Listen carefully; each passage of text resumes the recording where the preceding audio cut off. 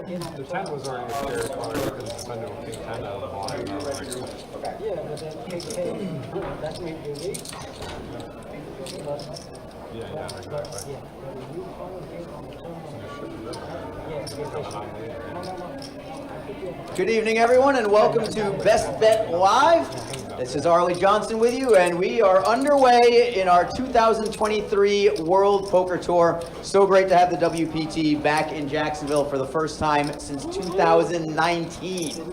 And with that, we are now at the final table of our very first event. This is a $400 no-limit hold'em tournament.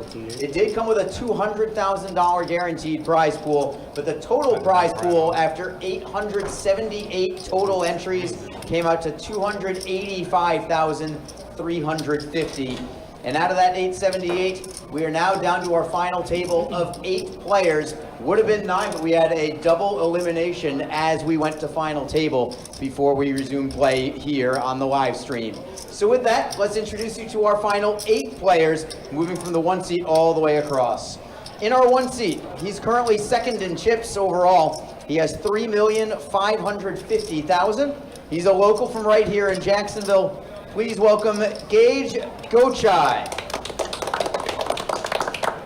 From the 2 seat, he began the day as the overall chip leader out of 98 players that returned, and he remains the overall chip leader even at the final table as well. Currently at $4,080,000 in chips.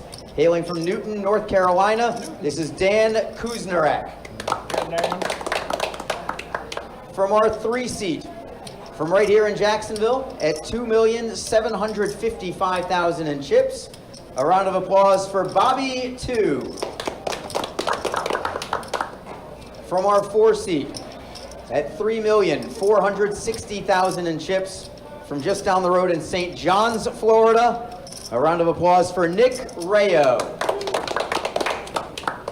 There is no 5 seat for this final table, again, because we went down to 8. So we'll skip to the 6th seat. He hails from Willacoochee, Georgia. He has a chip count of $2,405,000. Please give a warm welcome to Tommy Wood. To the 7th seat, from Fernandina Beach.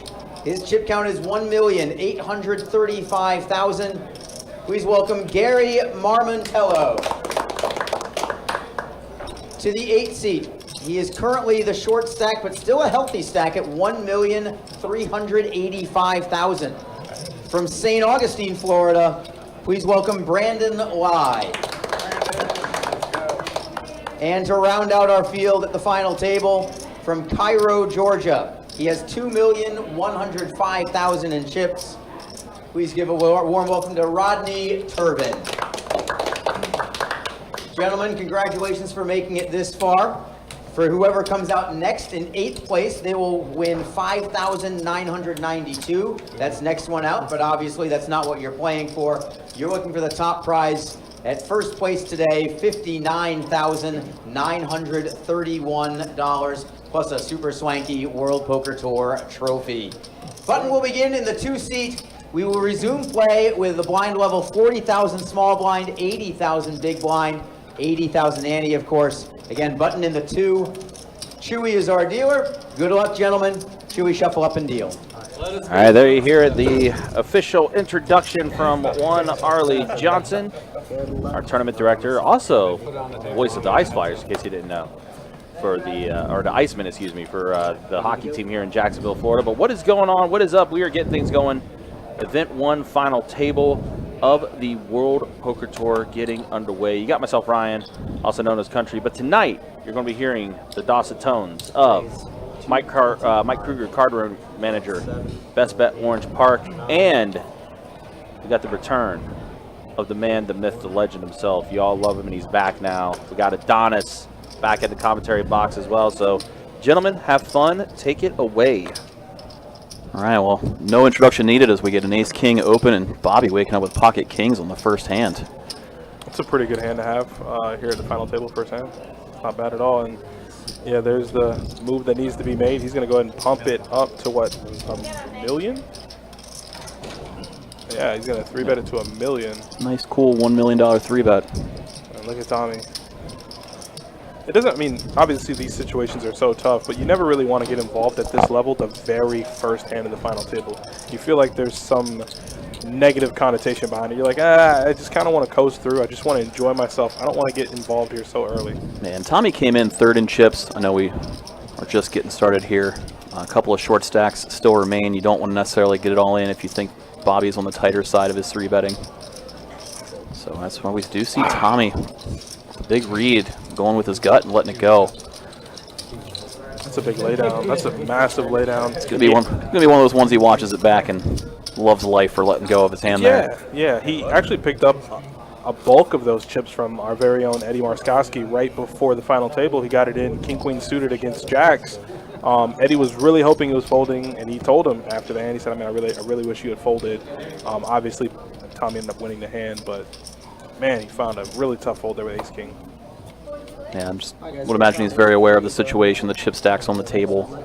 Maybe knows Bobby isn't going to be putting in a 3-bet, especially since Tommy did open under the gun. Imagine it's got to carry a lot of strength. And, well, Kings again as Gary wakes up with him first act. Gary, once again, another household player, plays a lot here, plays a lot of tournaments, and is going to play this hand pretty straightforward. He's going to go ahead and open his pocket kings to, what, 275? Yeah, 275,000. Yeah, a little over 3x raise. He started with about 20 big, so trying to size it to possibly just get it all in here, especially if the table's 3-bet happy. Yeah, you got to fold that. Get out of there. Yeah, gauge aware. Again, an under the gun open, especially from a guy like Gary, definitely carries some weight. And Dan here with 9s in the cutoff. And Dan, again, came in as the chip leader to both day 2 and this final table, so he's got some chips to play with. You might want to try to blow Gary off his hand. Yes. Maybe might put it in here. I mean, Gary has a lot of chips. Yeah, 20 big blinds, nothing to scoff at. At the same time, you look at that, 3x open, maybe you're thinking he wants to take it down uncontested rather than play a pot. So we might see Dan put in a 3-bet with pocket 9s as the chip leader. Just 3-bet rips it in here. That'd be, I mean, Yeah, he wouldn't. it'd be a dream situation. It's a almost guaranteed double up here from for Gary. So I'd imagine Gary's going to raise it up, not to an all-in size with a couple players still to act behind, but enough to commit himself against Gary. Okay, so he's going to make... Oh, he did do that. Yeah, just in case, Bobby or Nick or Tommy wake up with a monster, they would obviously 4-bet shove. And this and is it a gives you slam that wiggle room. dunk. Slam dunk for Gary. Put in the rest and pray and hope you hold. Yeah, make a final table, wake up with kings, and get it all in. I mean, pretty dream Once again, scenario. but it seems like such a setup because what is Gary, this, the second hand? Second hand of the final table? Second hand, and we see Gary put in the flag call, probably trying to under-rep his pocket kings. Gets a safe flop of any kind, he'll be able to get it all in here. Oh, that's not a safe flop. No, That's it's a seemingly safe flop, so he's going to rip with the overpair, obviously. Snaps him off top set, and that's curtains for Gary. Yeah, unlucky for Gary there. Obviously, we know Dan was going nowhere pre-flop. You're running good. Jeez. Clean turn for Dan. Full house. Board pairing river, so we're going to see Gary get eliminated here in 8th place, taking home about 6K for his troubles. A very unfortunate sequence of events there for him. Obviously, pocket kings, happy to get it in. Would you have liked to see Gary just get it in there pre? I think Instead of just calling? I think as played, Gary was just trying to see any sort of flop where he can get called a little bit lighter, keep some, pocket 10s and things like that in hand. If he 4-bet shoves, maybe Dan finds a hold with some of the weaker hands like Ace Jack, Ace 10 that might be 3-betting light since he was the chip lead. You think if Gary 4-bets, Dan just folds 9s there and just kind of? No, I think Dan calls with 9s, but I think from Gary's perspective, you're trying to keep Ace Jack, Ace 10, hands like that where Dan could find a 3-bet fold. You'd rather just call, hope he hits top pair, and find yourself a double up again. That's if you're in Gary's shoes trying to play for that first place payout of almost 60K. Yeah, he's probably thinking to himself, no ace, and I'm all in. And there was no ace, but there was a 9. Yeah, and obviously if he 4-bet shoves and takes it down, that's cool, but if he can go with a little bit higher variance route, maybe he finds the full double up. And what are these hands here at the final table? I mean, ace king versus kings, first hand, kings versus 9s, flops a set. Now Dan, as he said, when you're running good, you're running good. Ace king offsuit here in the hijack, and yeah, he's going to raise it up. And again, he expanded his chip lead, so this doesn't have to be as strong as it is with him opening. He'd be opening a pretty wide range here.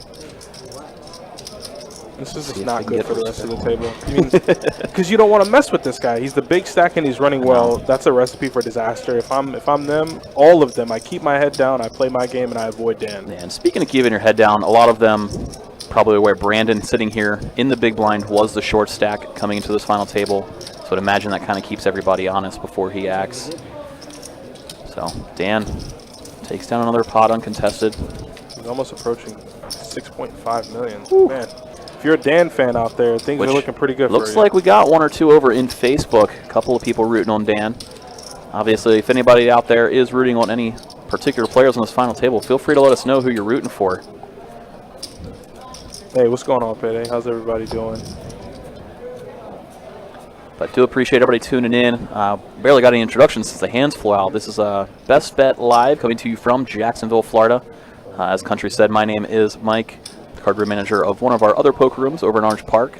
I'm joined by Adonis making his triumphant return to the booth. And back in my heyday, I used to listen to Adonis. Now I'm sitting next to him. Yeah, Mike's one of the cooler human beings I've ever met in my life. Just nice, cool guy. He says that because I'm here. I'm saying that because you've been having a rough day. Yeah, not every day can be a winner. Bobby here is going to open ace-10 suited in the hijack up to 200K, and Brandon says, you know what, I'm short. If I see anything above... Man, pocket four is pretty clear shove. And Bobby actually made a call here to gain a lot of the chips that he has in the outer tables, ace-10 suited against trays. Oh, very similar spot then. Yeah, this is a pretty similar spot, and he actually literally went through the same mannerisms before he made the call. He looked one more time, and he put it in. Ooh, this time he is going to fold. Yeah, maybe aware that Brandon either has a pocket pair or probably an ace stronger than ace-10. Yeah, James, I'm hurting today, man. You already know that, though. For anybody unaware, if you can't see the Facebook chat, James calling out Adonis for being a Vikings fan and pretty tough result, losing Kirk Cousins for what is likely the rest of the season. Yeah. MRIs will confirm it Monday, but it's what we all know. So, the other end of that spectrum, Big Tex, thanks for joining us in the chat. Go Cowboys.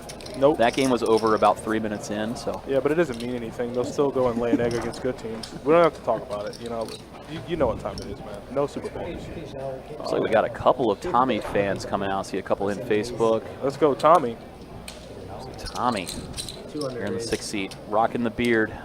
A couple of people have pointed out as well. That beard's probably older than me. I would say so. Yeah. Beautiful. Gotta get the sweats going when you have to drink stuff. So, I mean, blinds are getting pretty big here. Like, yeah, and here we see the dynamic playing into that as Dan opened it up first act with King 5 suited, putting that chip stack to use. Exactly. I mean, you have what, 70 big blinds. You're in a pretty good position. You're running well. You have that image where I could be opening with any two, but more importantly, my two could probably hit the board. It's also a fun dynamic for him. You have Brain in the short stack over there on the button, keeps everybody in between Dan and Bobby a little honest. Oh, look at this. Both players are going to get a piece. Everyone, actually. Dan's going to flop a king-high flush draw. G is going to flop top pair along with Rodney, but Rodney's kicker's a lot better. Yeah, we're going to see what I assume what Dan would put in a C-bet here. Flopping the flush draw, great for his actual hand, as well as this board. Pretty good for his range in general as the under the gun opener. What do you do if you're Rodney? You got, what, 21 bigs? You put this in, put in 325, you got, what, an SPR of less than 1? I think both options are valid for Rodney. You could call, see what G does behind, just in case. You also have by just flatting here, you're keeping Dan's bluffs in range. You know, if we see a brick deuce on the turn, you could see Dan keep firing. Oh my God, this pot is ballooning up really big, really quick. Yeah, over 1.6 million in the pot. Oh my God, and a king high flush draw now for Rodney. So I don't think the idea or the question of folding is really anything he has to worry about. I think he's going to see this through to the very end for his tournament life. Meanwhile, because G called it both opponents flat, I think for Dan he might continue. He may put in the check, try to realize his equity by hitting a diamond. Yeah, you don't want this pot to get any bigger than it already is. See him double check his hand. He needs to check here. You can't put any more money in this pot. You have the big stack, but you don't want to make any moves like that. The pot's already 1.7 million. Yeah, there's no reason to inflate this pot any more than what it already is. It does check it back. We're off to a 6 of hearts on the river. Pairs the board. All the flush draws miss. We're going to see Rodney just check it. Not really a spot he wants to put in a value bet. especially with G in there behind. I think this will check through. Yeah, this is going to go ahead and check through, and Ronnie's going to go ahead and take that down. Dan had a really big draw, and considering the turn card, if he could have got there on the river, if he bet the river with his king high flush, Ronnie was probably going to give him a call. 100,000 ante now. 2,000 small blind. But a nice spot there for Rodney. He's going to take that short stack up a little bit higher. Pretty lucky either way. Great job. Sending the heat for Dan. Dan the man. Yeah, well, Dan the man is a chip leader, so if you're rooting for him, he's in a pretty good position, and he's poised to make at least the final 3. But we all know this game of poker can be cruel and unfortunate, and just as hot as you can run cold. But I don't want to jinx him, but right now he is running pretty well. Yeah, unfortunately for him, losing some chips there over to Rodney, giving him some ammunition, comes in as the most experienced table in terms of earnings on this final. Maybe not the guy you want to see pick up chips. Is Brandon moving on with Jack 5? Yeah, Brandon just going to put in the shove and try to take this one down, stealing the blinds. Is this on the chart? Is this within shoving range? Sometimes you got to go off the chart. You got to take a detour. You want off the chart results. You need off the charts play. That's some off the chart play, but he is going to get the blinds there and chip up a little bit. And at this point, when you're a short stack, every chip is very important. It'll help him move that much closer to trying to get the chip lead, even though it's going to be hard to take him down. And it's fun to see these guys really going after it early. Obviously, a lot of times at a final table, you see people slow down, go for those paid jumps, but it seems like just about everybody's looking for first place.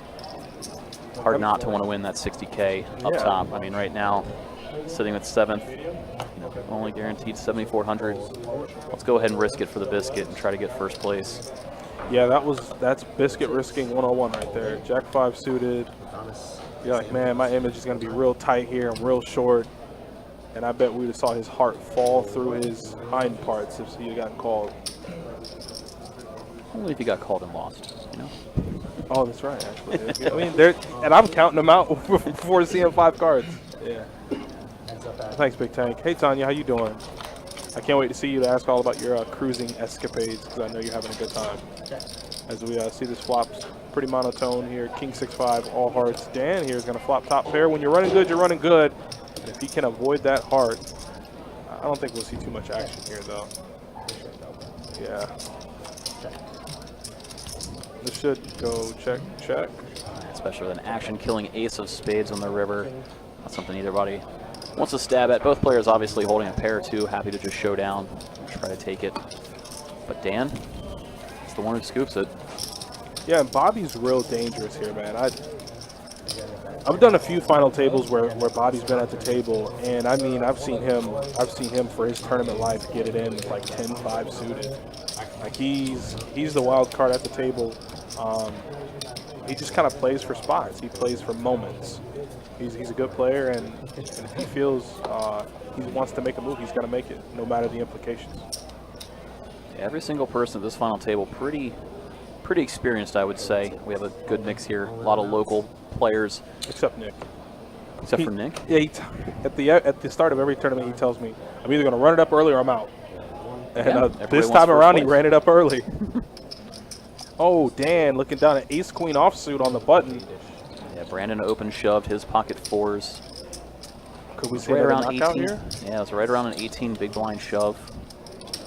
1.835. But for that price, Dan obviously would imagine he's going nowhere. It's just a matter of whether he wants to put in the isolation raise or flat calling accomplishes the same thing. He's doing it. The Don Johnsons are out, and there is more than, well, actually it's 1.8, so let's see what he's doing. I would imagine a flat call is in order. It accomplishes pretty much the same thing as putting in a raise with how big this is. Nobody can shove behind unless they wake up with a monster. Your call doesn't look weak. You can obviously flat call with your monsters like aces, kings, queens. So putting in the call here with ace, queen, I don't think it's as scary. Feels, you know, a sub 10 big blind shove. Maybe you'd want to raise it up and try to ISO. Dan here taking his time, analyzing his options, which I think is really important, especially when they're 60K up top. You definitely want to try to analyze your options and make sure you understand the situation and just think it through. You don't want to make a snap decision. And his decision has been made. He is going to call. You can't lose any information by thinking over. Ooh, Nick wakes up with a hand in the big blind. Now, this is scary if you're Nick, obviously. Oh, he quickly folds Like I tens. said, Dan flat calling looks very strong. That's why I said that he doesn't have to raise to accomplish it looking a It lot still like looks strength and strong, Iceland. yeah. You have if 0 invested and you have call a 1.8. you have a big pair, you're doing the same thing. So we're off to the races here. Dan versus Brandon. Brandon holding on the flop. Dan looking for the ace or queen. Good Queen, turn. 6 of clubs turn, and Wow. boom goes the dynamite, and the queen falls on the river for Dan. Are they only running it once? I think they're only running it once. Oh, man. That's unfortunate for Brandon. He's going to be eliminated in 7th place. He's going to be taking home $7,419. Yeah, GG's to Brandon. Obviously, shoving a pair there. Not anything you can really do. Standard, I mean, Hoping to just take it down and chip up as you have to do in a tournament, especially this final table. There's not going to be a lot of soft spots. and the blinds are only increasing. So. But if you're Nick, you give yourself a pat on the back and you give yourself a fist bump under the table because you confidently folded tens in the right position if you want to be result-oriented. And now, Dan, with that overwhelming chip lead, you have everyone else so tightly wound there. It's a big batch of players. He's going to start beating them up. I mean, everybody 2nd through 5th with almost an identical chip stack. He's going to start beating them up. Yeah, it'd be very interesting to see if Dan does, in fact, just keep leveraging that chip stack and stealing the blinds away. Absolutely. I got the big stack. I'm about to bully you. You're going to lay it down to me every time. Just lay it down to me. You're in the big blind. You have a mediocre hand. I raise. And they know that just as well as Dan does. Like I'm gonna beat you up. I'm gonna just tick away at you until eventually you're down to crumbs, and all you can do is either fold or get it all in. So yeah, now that might come into play here as you see G look down at 10-9 suited. Normally a hand players would open up. Let's see if he wants to open or if having the chip leader directly on his left plays a Isn't role. that scary, right? Like I don't. Man, like So G getting after it, gonna put in the raise. Not gonna play scared, which is fun to see. It's a lot more fun from our perspective to watch a table where It is. everybody's going for it. It definitely is. But you know, from up here, it is entertaining. Being down there, that man Dan ain't lost a hand. Has not lost a hand at all. All I've seen him do is push chips into his stack. I'm not playing those cards with him. I don't want to. Now we see Nick put in the flat call to ace-10 offsuit out of the small blind. Something he may have elected to 3-bet against a button open, but again, obviously G not opening very light with the chip lead behind. So we see Nick just put in the call and Oh my Lord, off to an Jesus. action flop as it comes down king at 6-5 all diamonds. Oh So Nick my God. with the ace of diamonds. G sitting here with the flush already. Almost identical chip stacks. Imagine Nick might want to put in a check raise here. Well, look at how he just ever so slightly drops the bet down.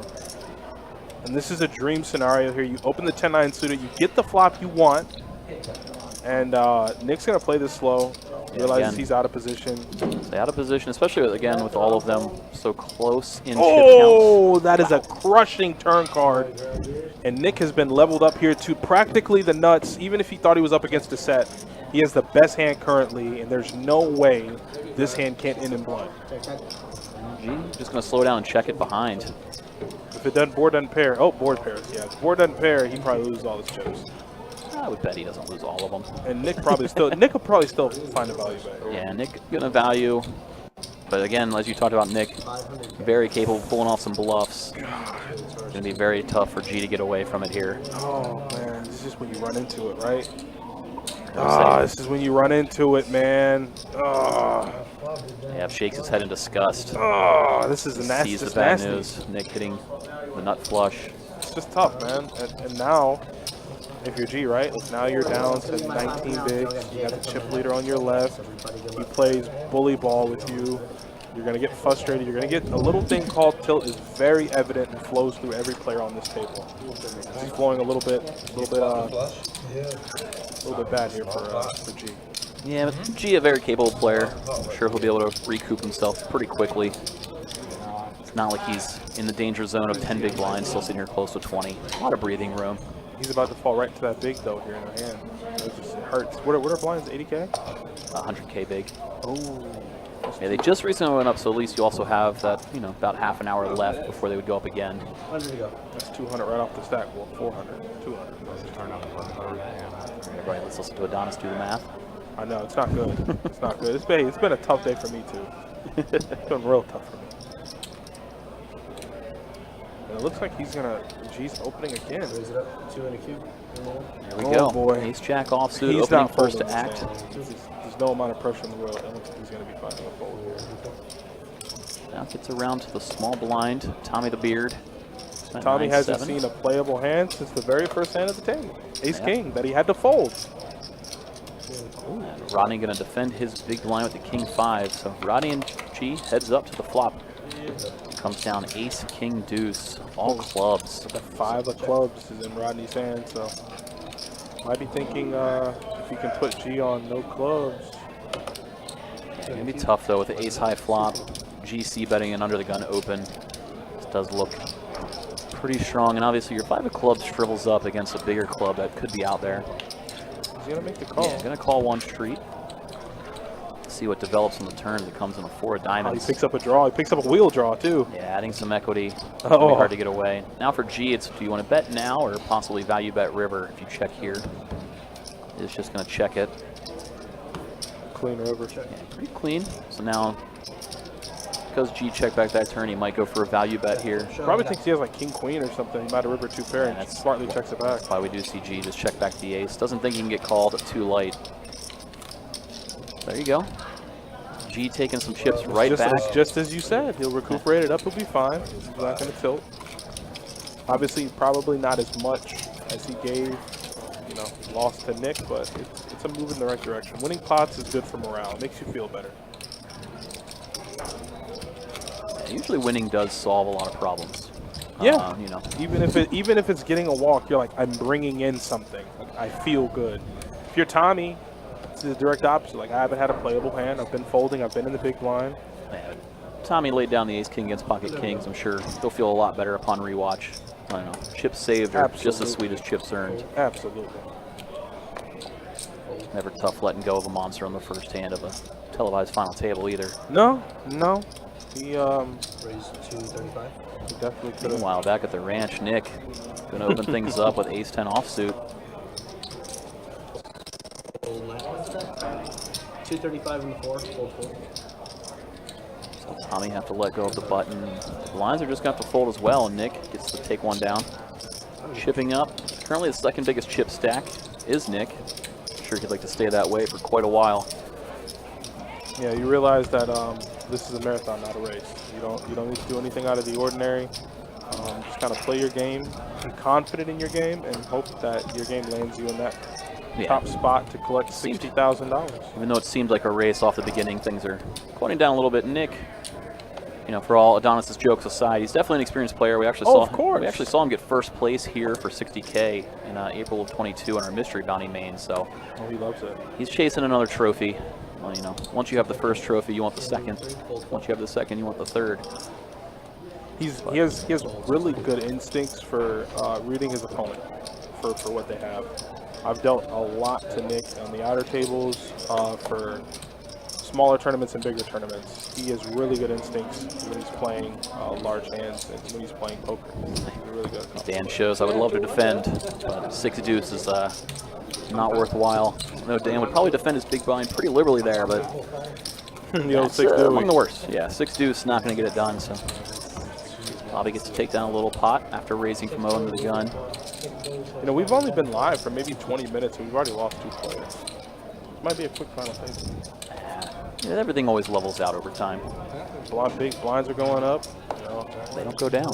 This might be rather quick, but who knows? I might be speaking too soon. So I think you are. We just saw, in that last update, everybody's sitting 20 to 30 big blinds, essentially.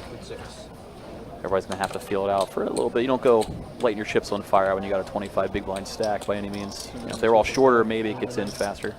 Well, there's an open there. King Trey in the cutoff from Rodney. Yeah, Rodney going to be opening it up. He's like 50 big blinds, 22 big blinds. I'm opening King Trey suited.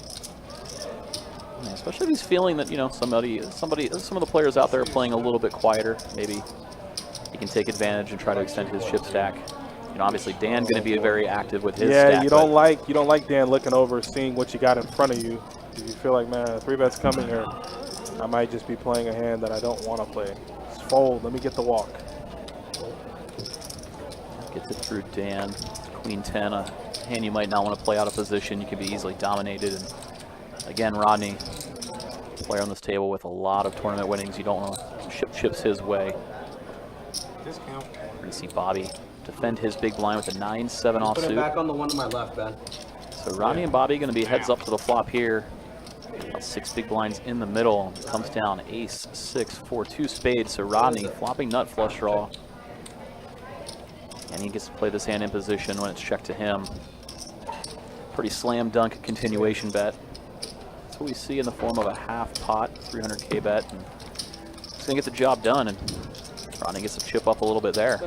Nice and easy, and like you said, a pretty above average flop with king tray suited there, especially when you're opening. Yeah, as the opener, you know, the ace favors you, and for your actual hand, you flop a nut flush draw. Yeah. So it's like, hey, even if you don't think I have an ace, I might have a little bit better depending on that turn card. Let's go, Tommy the Beard. Yeah, Ronnie Ducksworth. He's definitely in a position where, well, he's still in, so that's always good. Being in is half the battle. 100 to go. I thought knowing was half the battle. That's what they tell you. I got the book. I've read it. Oh.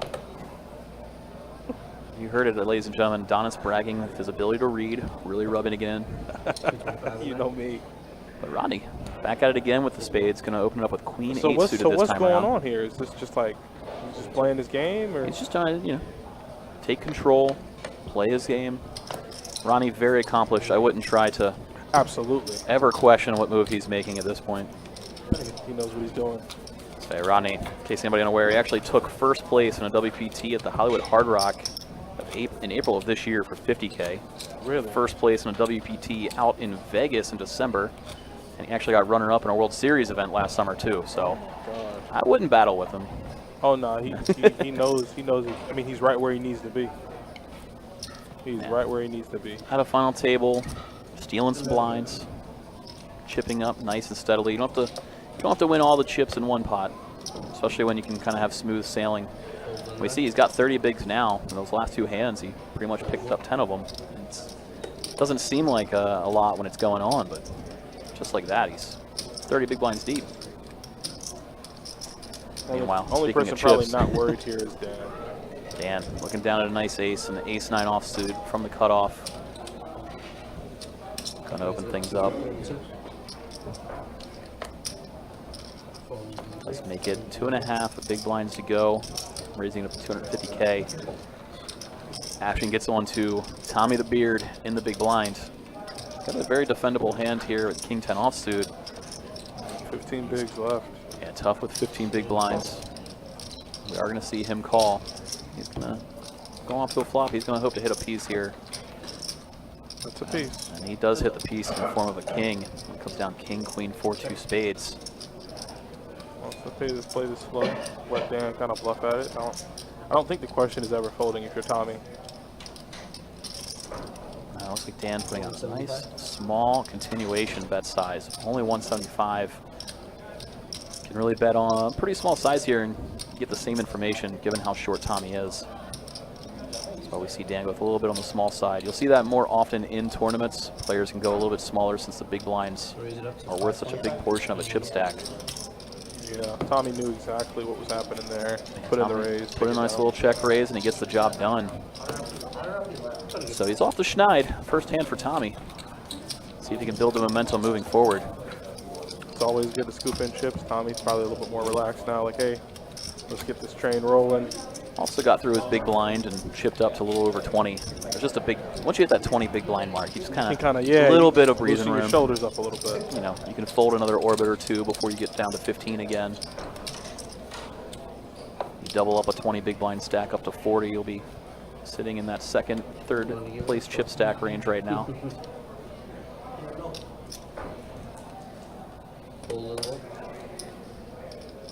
So far folds around, see who wants to step out and open things up. Looks like Bobby might be the one to do it. Looking down at queen 5 suited from the cutoff. He is going to open things up. Raise it up to the 2.5 big blind mark. That's what we've seen back-to-back hands now. Rodney, 8-7 offsuit in the big. Easily see a defend here. He does put in the call. guys not folding their way to a to a ladder. Comes down King 10-5 rainbow flop. So absolutely nothing for Rodney if Bobby can find the continuation bet, which he does. Just gonna get the snap fold out of Rodney, and Bobby gets to take it down. Yeah, I may have spoke too soon. Yeah, things leveled out. Obviously, saw a couple of big hands early on. Now you're seeing That's kind what of it was. more normal tournament play. That's what it was. A lot of ace king, a lot of ace king, pocket pairs, and ace queen. Now it's more the regular stuff. Queen 5 suited, king 3 suited. Not as cool for the highlighter reel, but for seeing a nice final table, getting the how do you chip up in a tournament, especially at a final table. This is good viewership at this point. Ace X of diamonds versus 10-9 of diamonds, flop a flush, turn a bigger flush. Yeah, I got a little too ahead of myself. All right, looks like it's Nick's turn to open things up here. Gets on him with Queen Jack offsuit. 235. Does raise it up. Just over a min click, making it 235 to go. They're at 100K big blind. Gets around a G, looks down at an ace in the big. So these two just recently battled. Nick got the best of them. You know that's in the back of his mind a little bit. You gotta let it go. You gotta let things go. You do, and stay present. but do they? Do they really let it go? Should. You know, you remember the past for information purposes only, not emotions. I agree. I 100% Here we saw 10-10-6, a 2-spade flop.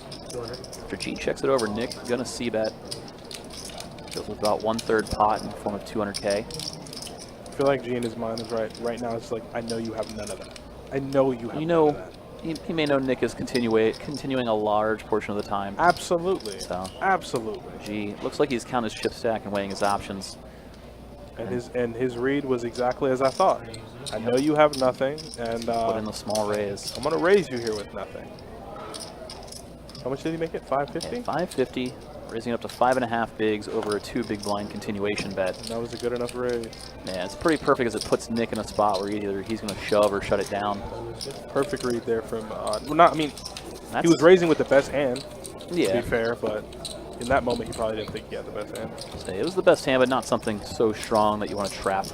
Happy to just take down all those blinds right then and there and chip up nicely. But there we go. We just talked about it not too long ago with G losing a big pot to Nick and, you know, putting it aside, being very aware of the situation to take advantage of it, chip up nicely. Raise 250. So first to act, Bobby with pocket tens under the gun. Gonna raise it up to 250. Again, that 2.5, big blind to open. Nick with a suited wheel ace. What is that? What is he doing? He's gonna 3-bet it. We haven't seen a lot of light 3-bets yet. No, we have not.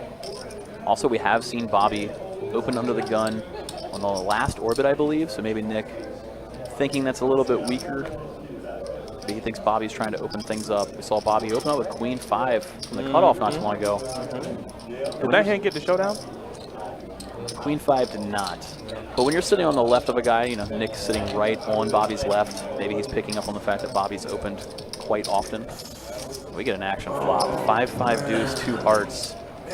Bobby's overpair is still best. Nick with a steel wheel. Straight and flush draw here.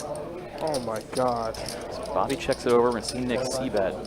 He does put out the small continuation size for 325. Bobby might read this as a potentially weak continue. Come over the top with his tens. Obviously, with pocket tens, you don't want to see a jack, queen, king, ace come off. What's the correct sizing for a raise here? Whatever he's assembling. Now I guess the question is, can Nick fold? There we saw raised a 1.2, about half of his chip stack. Can you find a fold if you're Nick? Do you want to fold if you're Nick? Nick's going to go all in here. I mean, there's... Again, just recounting the pre-flop action, Bobby opened under the gun, so he never has a 5 in his hand, especially after calling a 3-bet. So you may know he has an overpair, and exactly like this, if you turn the cards face up, it's 50-50. So this is just an all-in, right? Because Bobby can't fold. Bobby put in what? It's 1.2 million of his stack. Bobby did some accounting and comes to a call. Jesus Christ! They were deeper. Bobby may have let it go. This is, I mean, for their tournament lives, you have an overpair versus a draw. Here would be almost near the chip lead, just under it. Winner of this pot. Oh, my Heart comes on the turn. No 5 and no 10 on the river, so we And that's are it going for to see Bobby get eliminated. So Bobby going out in 6th place, going to take home almost 9K, 8,846 for his troubles. Obviously, he had his eyes on a little bit more and just got an unfortunate run out there. Not really much either player could do, especially on that flop. That's what I'm thinking. I'm like, I don't really, you know, there's just nothing you can do there. No, both players navigated the hand very well. Bobby kept the bluffs in range and semi-bluffs in range by just flatting the pre-flop 3-bet, checks it over, lets Nick c-bet light. Nick just happened to have a monster draw that he can never get away from either. Just like that, we see Nick and Dan pretty much tied up top, 70 big blinds. Now, if you're anyone other than Nick and Dan, you better get it in the check real quick. And things are about to take a turn. Here we see the payouts there starting to jump more and more. You got 3 players kind of bunched together there at the bottom with 2 players kind of running away with the chip leads. It's going to be fun to see how things shake out. What Nick c-bet flop for 600? 300. He went with the down bet c-bet, which Bobby can read as weak, puts in the raise. He made it 1.2. Yeah, so neither player played the hand incorrectly by any means. Nothing either one could do in that spot. They both played it correct. You know, the heart came on the turn. Nick just had top of range for that spot, near top of range anyway. Monster combo draw. Meanwhile, let's see G open it up and Dan defend out of the small. It's got to be dangerous if you're in a hand with Dan, man. I'm telling you that. It is, but you get to play it from position. Flops an open ender. You flop top pair. Like, these are action set up jack high hands. flop. Yeah, it's crazy. It'll be interesting to see what Dan elects to do. You can obviously see G's going to put in a continuation bet. Right. For Dan, really both options are on the table. Call or raise. He doesn't have a spade in his hand, so if he's maybe putting him on top pair plus spade, or I mean, his hand has really high implied odds. There it is. Yeah, he's going to apply max pressure here. He's like, man, I double you or you fold to me? Jeez, pretty quickly puts in the call. Very aware that the big stack might put pressure on.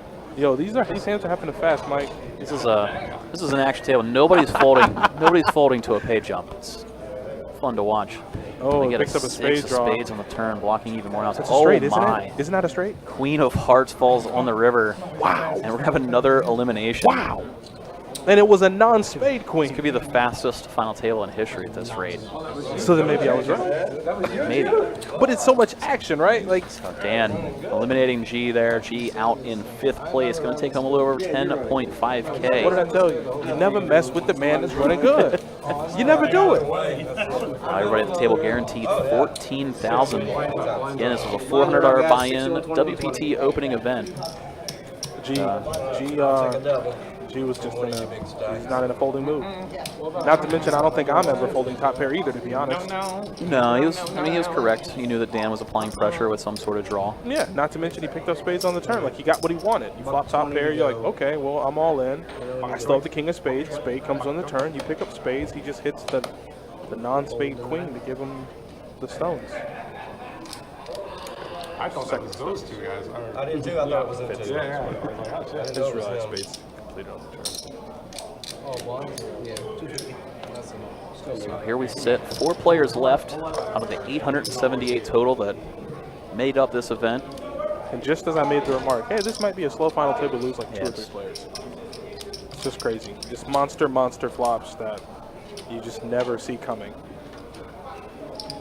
And Tommy now realizing I have 240,000 of my children out there. I'm going to go ahead and make the call for the additional 130. Let's see a flop.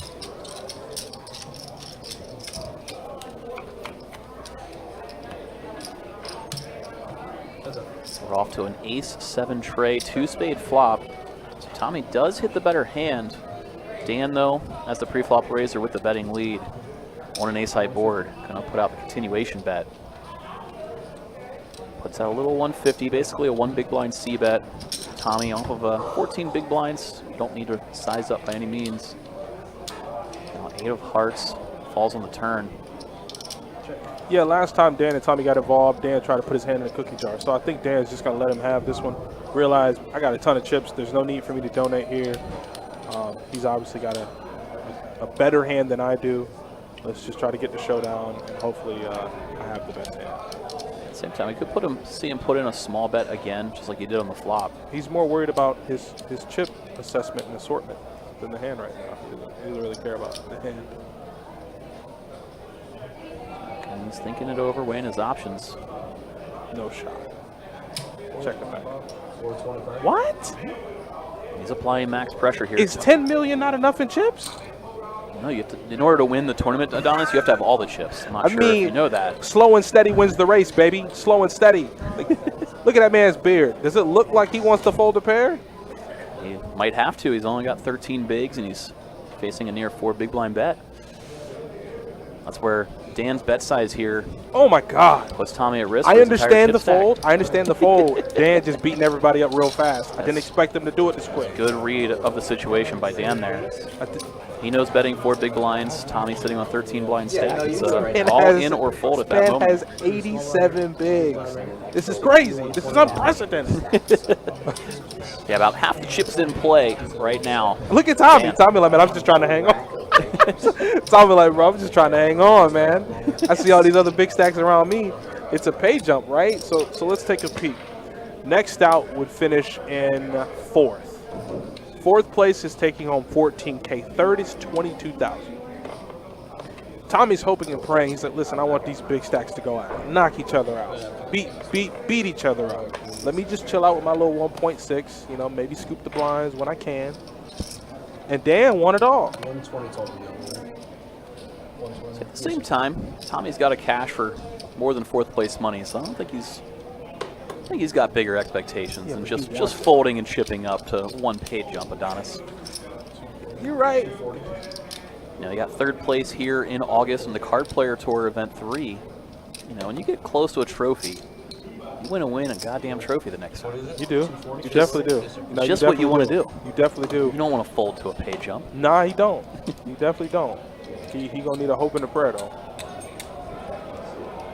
Well, he's got hope because he's got chips. Oh boy. I haven't seen him put in a prayer yet, but Probably asked that one, we just didn't hear it. Same.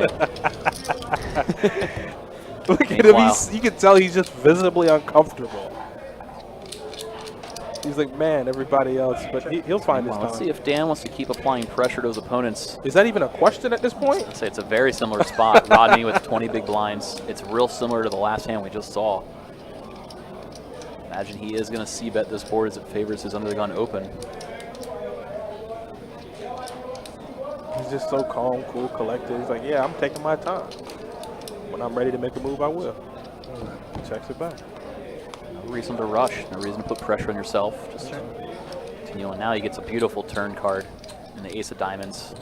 Ronnie forced to check his jack now because the ace comes out. Dan would be checking a lot of aces on that flop. And look at It's what, just as soon as smashed you him. say that, Yeah, he's going to there's the bet. put in the delayed c-bet. Such a beautiful turn card for him to represent. This is ridiculous. Rodney, Ooh. he's not one to back down. Told you, Rodney came to play. He puts in Oh a my call. God. When he's running good, Mike. Leave the man alone. Let Dan play. This is ridiculous. I don't know how to disagree with that. I want to, but 10 on the river, just giving Dan the nuts. This is crazy, Form of man. Broadway here. I mean, All draws miss, Say the except only- for the obvious straight draw. Spades miss, right? So you're just like, all right, let me go ahead and fire up this bet. Got to be the worst run out for my Yeah, Rodney just said worst run out for my hand. Wow, you were I wish I could say what Rodney just said, but I don't think it's. I don't. the worst, bro. I was trapping the whole time. And he knew it. Rodney aware that his jack was good on He the flop knew and it. turn. I mean, that's crazy. Hell of a read, That boy obviously good. from a very experienced veteran player. You said the man just took down. A lot of stuff. Yeah. Just So just about everything that he's played from the seaming. You look him up. So he knew it. Jack Trey. Can't beat the run out sometimes, you know?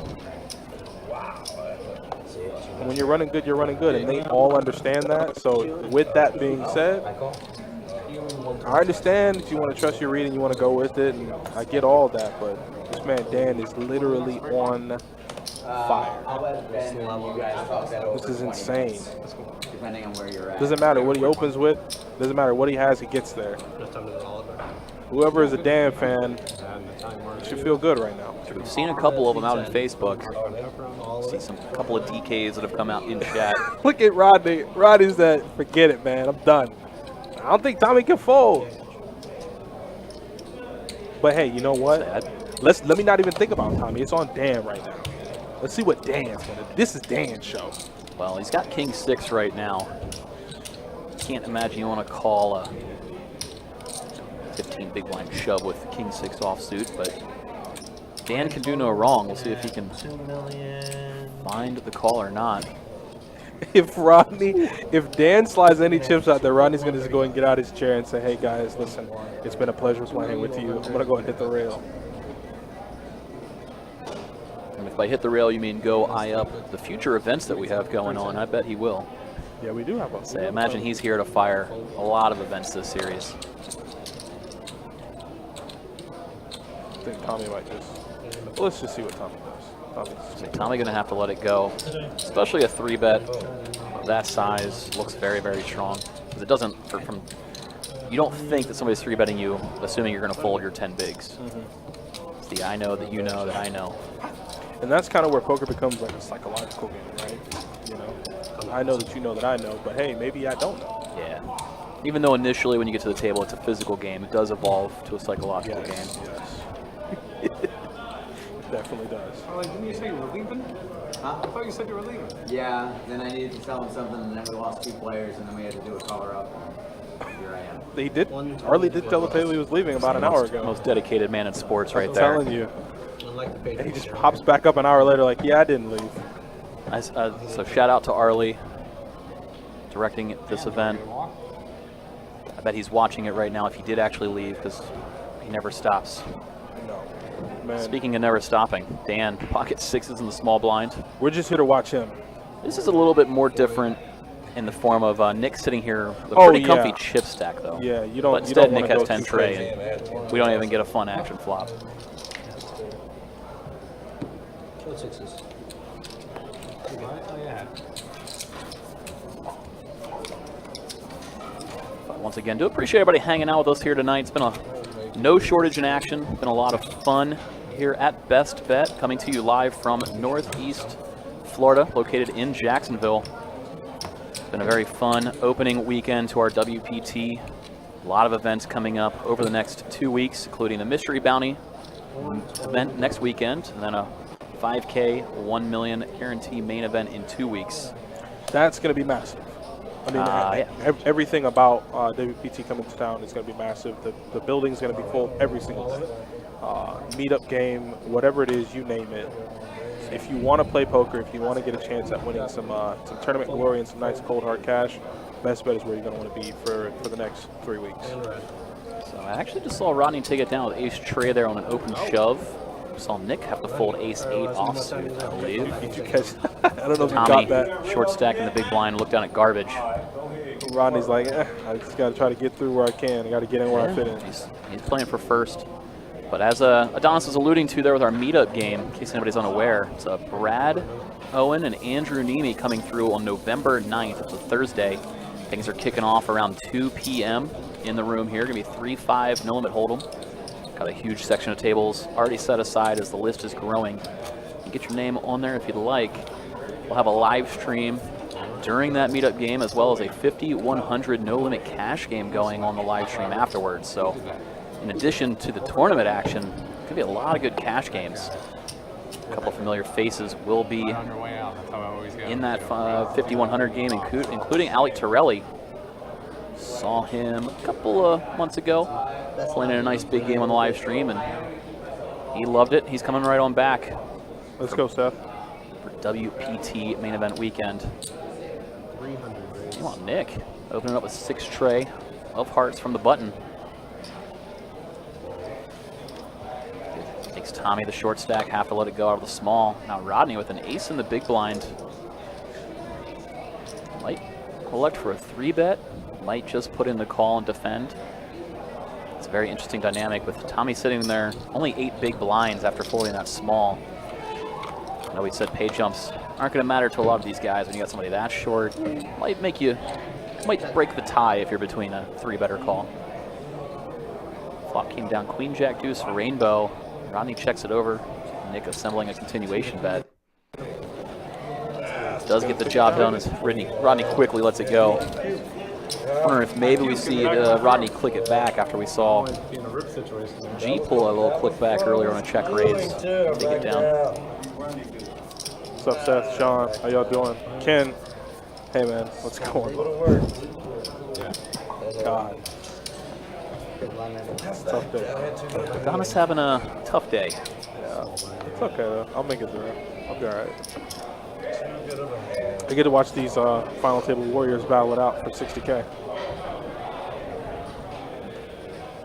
We appreciate you guys watching these quote-unquote warriors battle it out with us. A lot of fun coming to you on the live stream. Hope everybody out there is enjoying it. I know we have a lot of fun in here offering it up. Tommy gets the shove through Rodney. Let's see if Dan can wake up with a hand in the big blind. 10-9 offsuit. They elect to just let it go. You don't want to double up the short stack, especially when you're the big stack. You can keep pushing around those middling stacks. So we've seen Dan have smooth sailing against, players like Nick when they're sitting comfy in second. He looks down and there's just so many chips in front of him. He's counting up his millions and millions. 965. 965. So counting up his chip stack and asking for a chip count of the all-in does represent less than 10% of his chip stack. He might be willing to gamble here. I think that's what he's thinking, or that's what he's leaning towards, because it does sets that tone of don't mess with my big blind guys. If he puts in the call and shows it down, even if he loses, a little bit of that meta game, people might stop messing with you. Guys, I'm gonna call you. Don't try and push me. So, weighing those options is Dan. He's just gonna let it go. Tommy gets to breathe a sigh of relief there, gets to take down a pot, much needed. Puts him a little over 10 big blinds.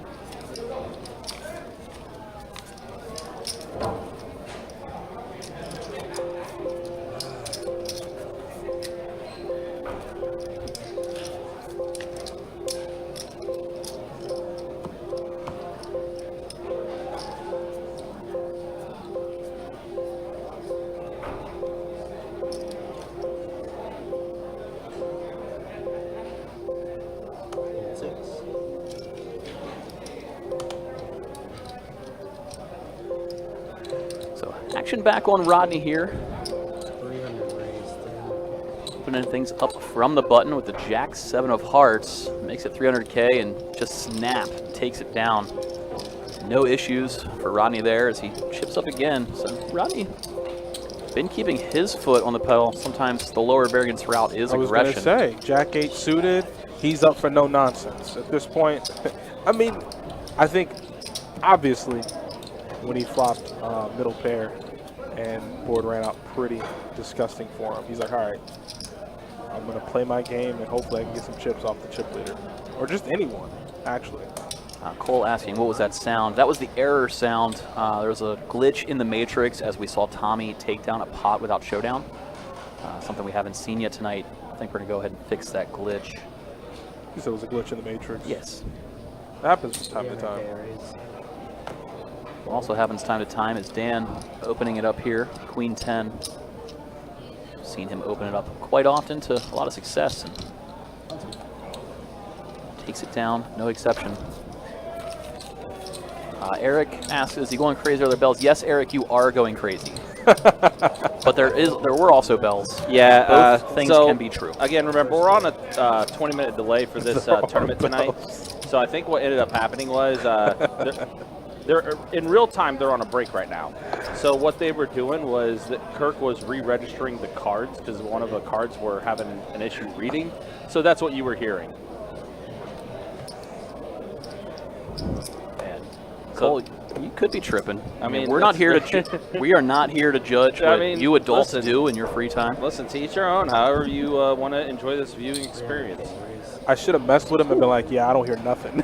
He would have probably been like, wait, I got to turn this off. Well, Nick waking up with pocket kings on the button. Both can be true. Nobody in the blinds has a hand. He's all no right. action for Nick. That's cool. That's cool. That's cool. He cool with that. No. But nice for him is both players on his left.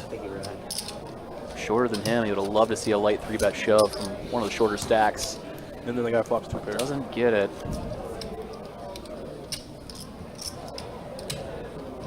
Nick is sitting comfortably here. He's what, second in chips right now? Yeah, comfortably second. That's why we've seen Rodney making some moves, trying to close that gap as much as he can. Nick's been sitting a little over 50 big blinds. Dan over 70. Tommy, our short stack, now on the button. Queen Jack does 8 big blinds. Easily see a shove, a raise. Instead, he does none of the above, puts in the limp, calling from the button, Queen Jack offsuit. Now Rodney gonna ISO shove against the short stack, hoping to get it through. But if you get called, it's all right. They got through Dan as Dan has to let go of the 8-4, and Tommy just gonna let it go. It is very clear Rodney's playing for keeps. Yeah, Rodney, again, very accomplished. Just like I'm playing for all of them. Would not be his first title. Wouldn't even be his first WPT title if he turns this into a victory. How much dinero in career earnings? I don't, it's personal. Fair. But it was a large number. It was a large number. That's crazy. Big time money. There. And he's trying to chase another 60K right here. Very large disparity between all 4 players right now. A lot of fun to see how this shakes out. Dan far and away the chip lead with 90 bigs. Tommy sitting only here with 7 bigs. Hey, what's up, Saul? AK Run Bad. The man runs bad. What can I say? I mean, we all do today. That's what we've learned. We all are. And if you want to run bad, or good, I guess, come on down to Best Bet Jacksonville. I'm very bad at sales pitches. No, that was good. I like that. Good. Like you segued right into it. That was smooth. That's why they call you Smooth Groovin. Speaking of smooth, I mean, Nick just gets a walk.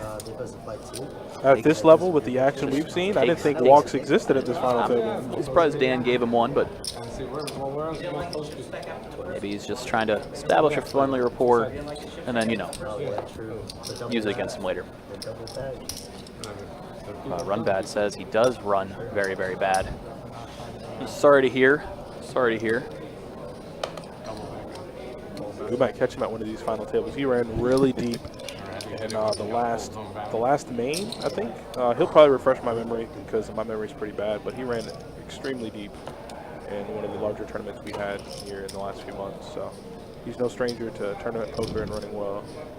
Might be run bad, but when he does play good, that boy good. So Tommy, who has been running bad, facing the Dan Open, Might be putting 5 big blind? And might be putting it in here with a King-9 offsuit for 5 bigs. Instead, he's just going to put in the call. How you feel about that? He's got 375 left. After I've ran bad today, I've kind of just turned my feelings off. That's fair. That's okay. I find that feelings are not very good. So Tommy off to an ace-high flop. Probably not what he wanted to see. Dan's going to put him in. Yeah, you got 375. Oh, Lord Jesus, look at him looking up to the heavens like, why? Why does it have to be me? I got ace-king and I fold correctly. Why is my punishment not getting playable cards? Well, because as Eric says, running bad is a state of mind. And Tommy is in that state of mind. What? I mean, it is a state of mind. You're right. But, I guess you're right. Actually, you're exactly right. Like, you hear guys, man, I've been running bad for 6-7 sessions, and it's all relative. The good and the bad kind of come together. So, yeah, I agree with you, Eric. It is a state of mind. Tilting is also a very relevant thing in this game, and Tommy is all in Tiltsville right now. All in with an ace. Any ace. Good Oh my God! Ronnie asked how much it is. Tommy's like, doesn't even matter. Like, come on, I'm getting it in, buddy. He's like, just call me if you're gonna call me. Fold if you're gonna fold. Just leave me alone. 8-4 offsuit. Doesn't want to call, but getting the right price. All the dead money in the middle, looks like. Oh, he's giving him the speech. I got a very, very bad hand. Look at Tommy. Look at Tommy. Tommy's like, I'm worried. Let's see if Tommy can find a double up here. He's been Please, no. living in that state of mind of run No. bad. Gutter ball. Ooh, the 7 would kill him. The 7 would hurt him. He's got a double gutter. 7, 8. And it Oh, is the 8. Rodney wow. going to knock out Tommy here with the 8 on the river. That man didn't play. He played one hand, and that was Tough. King 10 offsuit. Tough. That's it. But That's Tommy crazy. going to take home $14K for his final table run here. A lot of if'a, coulda, woulda, shouldas. He'll probably be replaying in his mind as things wind down. But still, $14K, not a bad day. Again, it was a $400 buy-in, so it's a pretty good return on investment. Yeah, it ain't bad. I mean, you wanted a better result, but man, I tell you, when it was his time to try to pick up some cards, he couldn't pick. Every good card at the table has gravitated towards Dan. That's it. And Nick. Nick found that heart there And on Rodney. the turn. And Rodney. What? No, Rodney's been manifesting his own luck. Jack 8 suited, I wouldn't consider that a good hand. I just wanted you to name the 3 players remaining as the 3 people the chips have gone to, since it would have been fun to hear you say it. But yeah, here we are. 3 players left, all guaranteed a little over $22K for their troubles. Obviously, $60K and a trophy up top, what everybody's vying for. Haven't even heard or sniffed anything close to the word chop. These guys all kind of want to take it down. I don't think that's gonna happen. Yeah, not at this point. Say, all 3 of these guys, very accomplished players, all looking for the win. Nick, you're giving me a lot there, bro.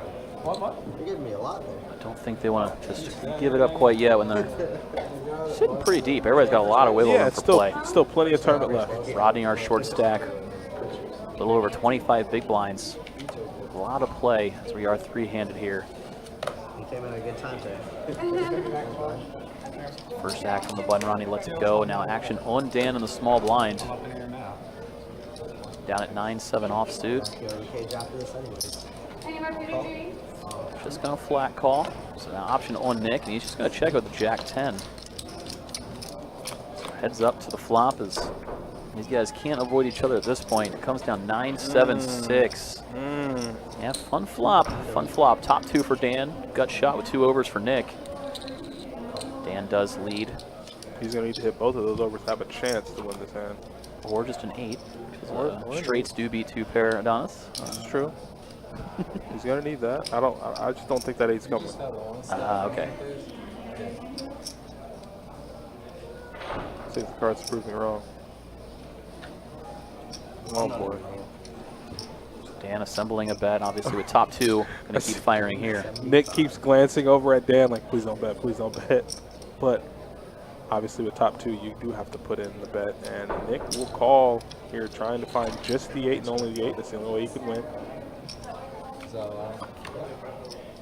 Checking the dark. Staying steady. Hits kind of a disastrous card because he's going to think his Jack is best. Dan checking it over. And he checked. Oh, smart Nick check. finds a check back. Excellent check back by Nick. Could have easily seen him fire out for value. Dan presumably checking, hoping that Nick would fire with a straight draw. You know, something with an 8 that missed his straight. Maybe firing at a scary river card. Good check back by Nick there. Could have value-owned himself pretty easily. 3-handed, top pair on the river. Absolutely.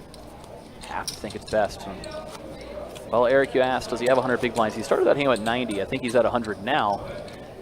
Yeah, he's probably close to Dan, it. far and away our chip leader. He has half the He has chips so to many play. chips, we can't even count them. It's just a percentage now.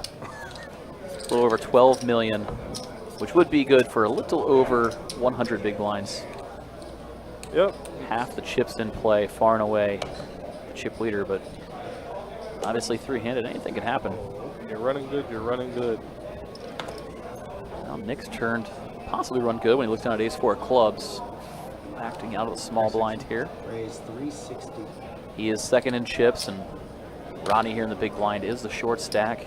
Dickie Malone, what's up, man? Rodney. He's in. Gonna put in the call with his king tray.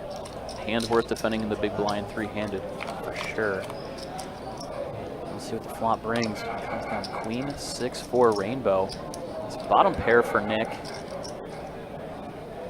See if he elects a continuation bet. You will. To the tune of 250, and before he could put the bet out, Rodney's going to go ahead and find the fold. Rodney just letting go of his naked king high. Nick chipping up a little bit after losing the last pot to Dan. I mean, obviously he doesn't ever want to lose. You don't. The idea isn't to lose chips. You want to win chips, but he has to give himself a little pat on the back. You do check it back there, like you said. They easily could misclick there and try to go for value, make them top pair on the river, and boom, now you're facing a raise that you have to fold to. No matter. This is scheduled 10. I'd like to take So Nick letting go of it from the button. Rodney now. It's his options with king 8 suited. Raise or call, both seem on the table. He said, yeah, there's no, yeah, I'm not, we're not going to play any games, just all Keeping it easy, chipping up. I've seen him do this pretty often on this final table. It's got him to this point, so why stop now? That's good. Can't stop, won't stop. Rodney's from Rockefeller. Part owner. Chips up, baby. PIMP. Yeah, if you're Dan, you're in the driver's seat, you're having a good time. I mean, like you said, anything can happen, three-handed, but you have to feel a lot more comfortable than Nick and Rodney right now. So action back underway. This time Rodney will be first act on the button. Again, Rodney, the shorter of the 3 stacks. Just gonna let go of the queen 9 offsuit. And avoiding disaster he does is Dan wakes up with pocket queens on the small blind. Oh my lord. Can we check under his seat, or can we have a talk with him? You can go check if you'd like. Yeah, I mean, when we go on the break, I need to know what he did. I need to know what he ate for breakfast this morning. I need to know what he did on Wheaties. Yeah, think so? Gotta be, right? Meanwhile, Nick did put in the call at the 6-5 offsuit. This is Defending crazy. big. Good, clean living and clean flop. 10-4 deuce, 2 spades. So Nick does flop a gut shot straight draw. He'll be looking for that trade to snap off Dan's queens. If we get to the turn. I love Nick's faces, man. So Dan just let out for a cool million. Little over full-size pot bet and just takes it down. Nick's like, what? Didn't even give Nick the chance to catch up. 1 million. Oh, not the Dr. Evil, $1 million. Makes a lot of sense. 2 spades on board, a couple of straight draws available. He's trying to cool her top pair type hand and get it all in right then and there. He's absolutely not a lot of clean turn cards. Why risk it when you're the chip lead? Yeah, you're running well, combined with the fact that you have more than half the chips in play. It's not looking too bad right now. 9-4 offsuit looking pretty bad. See if Dan will let it go or just keep that aggression going, as he's been pretty smooth sailing. Every time he's opened, it's gotten the job done. Slow and steady.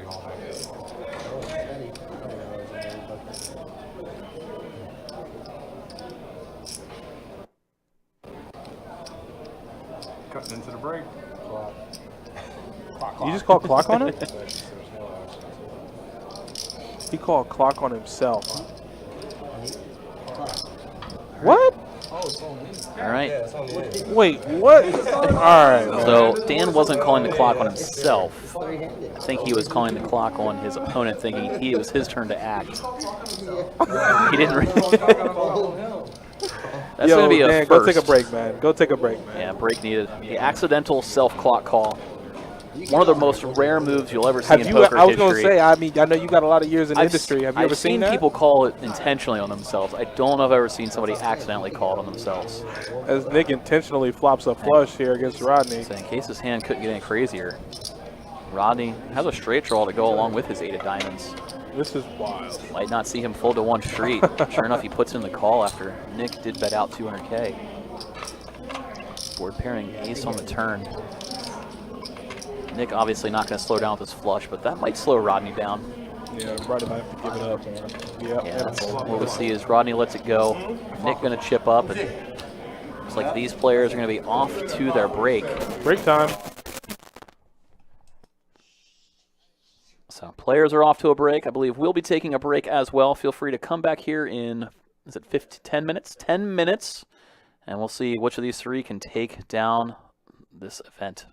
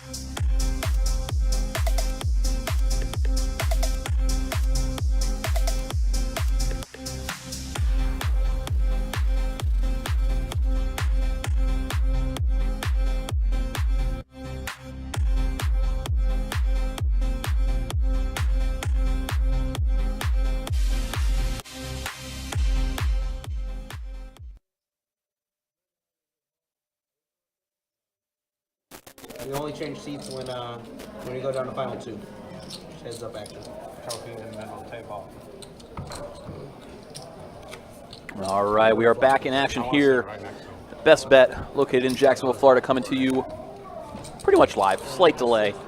Our $400 buy-in WPT Event 1. 200K guaranteed in the prize pool, but in actuality, we got a little bit more than that. 285 and change. 878 entrants. Only these 3 remain. So 3 players vying for the title. I know. I'm waiting for the clock to start. A little over 59K, almost 60K up top. Everybody looking for it. That's why I waited. First day on the job. Here, I'll give you a card. You get a wait. But from the sounds of things, these players took their break, came back, got into action.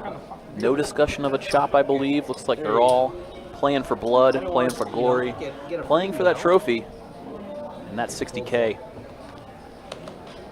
So as we get set underway, we see Nick, first act, letting it go from the button. Ronnie just going to give a walk on his first hand back from break. Fighting sense. Dan waking up with a monster.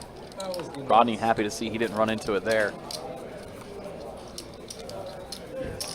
As Mike mentioned, of course, 3 players remaining. Here's the way they look right now as far as the stacks go. Dan still very much a pretty solid chip lead over both Nick and Rodney. And Dan there in the 2 seat, rushing the field, over half the chips in play. Rodney in the 9 seat next to the dealer, currently the shortest stack, but he still has a lot of life, a lot of skill and ability. He knows how to navigate from here. He's definitely an experienced player. Let's see what he wants to do with Queen 9 of clubs from the button. Raise incoming. Raise it up, 450. Looks like he's back from the break, still doing the same thing he was doing before. Yeah, 450K to go. It is a 160K big blind, so between a 2 and a 3x raise from Rodney, and he's going to get the job done. Nobody's going to 3-bet him too light at this point. No, we're at the last leg of the race here. Well, once again, do appreciate everybody tuning in, hanging out with us. Both along with us prior to the break, and now settling in for the finale. Excited to see which 2 of these guys ends up heads up. Yeah, who do you think's going to take it down? I mean, chip stacks aside, like, I mean, who obviously, do you like? you have to, the way Dan's been running, the way he's been playing, you have to think it's his tournament to lose. Nick, been very confident this final table. Meanwhile, Dan opened it up from the button, and Rodney playing his options with the Queen 7. Does he think Dan's opening as light as he is? Decides to just let it go either way. Dan keeps the pressure on, especially when it's Rodney's big blind. You're going to see him open it from the button pretty often. Paul, what's up, man? I was hoping to see you here amongst the final 3 tables. I saw you back a pretty big chip stack heading into the final day, so wish I could have seen you hanging around, but I hope everything's well. I hope the family's good.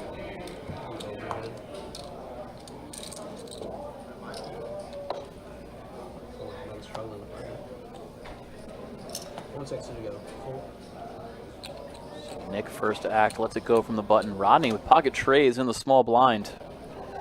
Could see a small raise or a shove. I think both options are well on the table off of a 15 big blind stack. Let's see which one Rodney elects to do.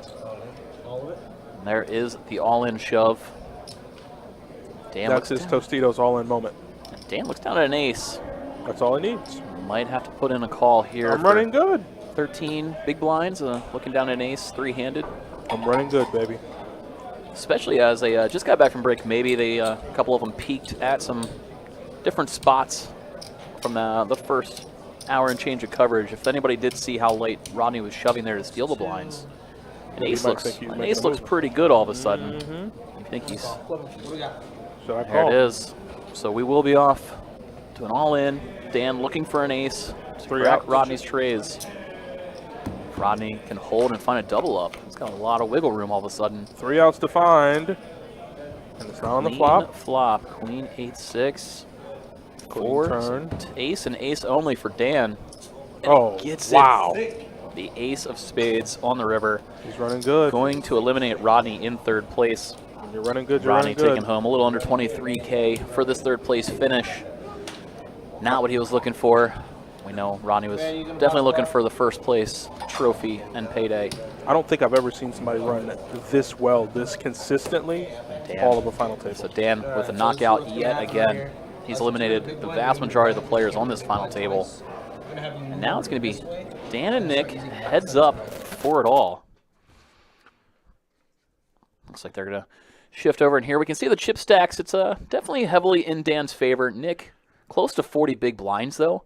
It's not like he's a short stack heading into this heads-up matchup. And obviously, when you go into heads-up, if you chip up, it's directly causing your only opponent to chip down. So you can make up ground a lot faster than you can when it's three-handed, four-handed, five-handed. Yes, you can. Because your pluses are exactly their minuses. So, you know, if Nick finds a double up, he'll take the chip lead.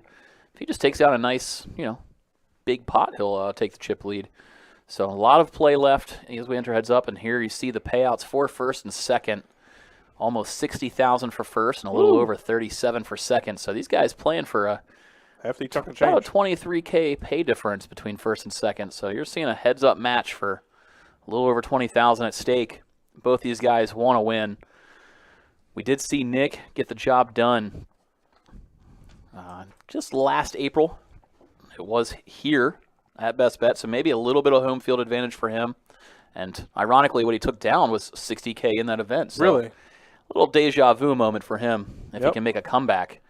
But meanwhile, Dan, he's been so calm and collected and had pretty much everything go his way so far in this final. It's When hard you're running good, it's to easy. think he won't. Yeah, it's real easy. You know, the shove, he called 1.8 million with ace queen. Nick found a fold with tens, held, found a queen on the river. Just every spot that he's been in, not only has he, I feel, played perfectly, he's ran perfectly. When you run this good, it's kind of hard not to do well. By the way, quick little fun fact with our final three that we had before Rodney, of course, got eliminated. Dan, Nick, and Rodney were all three their respective chip leaders from the flights that they played in. Really? Yep. So that's It's huge. Talk about crushing all different stages of an event. Yeah. I mean, crush it on day one, bag a chip lead, cruise the final table, cruise to the final three. Yeah. It's a dreamy outcome. It is. So, yeah, we're just getting things situated. Nick's having a little fun here, trying to get a heads-up picture here before we get rocking and rolling, get the action back going. As, again, we are heads-up now between Nick and Dan, as you see that first-place payout being close to 60K. Almost 900 entries in this field for Sounds event about one. right. And, yeah, really, really solid stuff. Definitely crushed that 200K guarantee. Was flirting with the 300K as far as the prize pool is concerned. Nice. I'd say, I think that extra group of people maybe got distracted with Florida, Georgia this weekend, being Yeah. hosted in Jacksonville. Yeah. You know, that might do it. Couple of good distractions this weekend.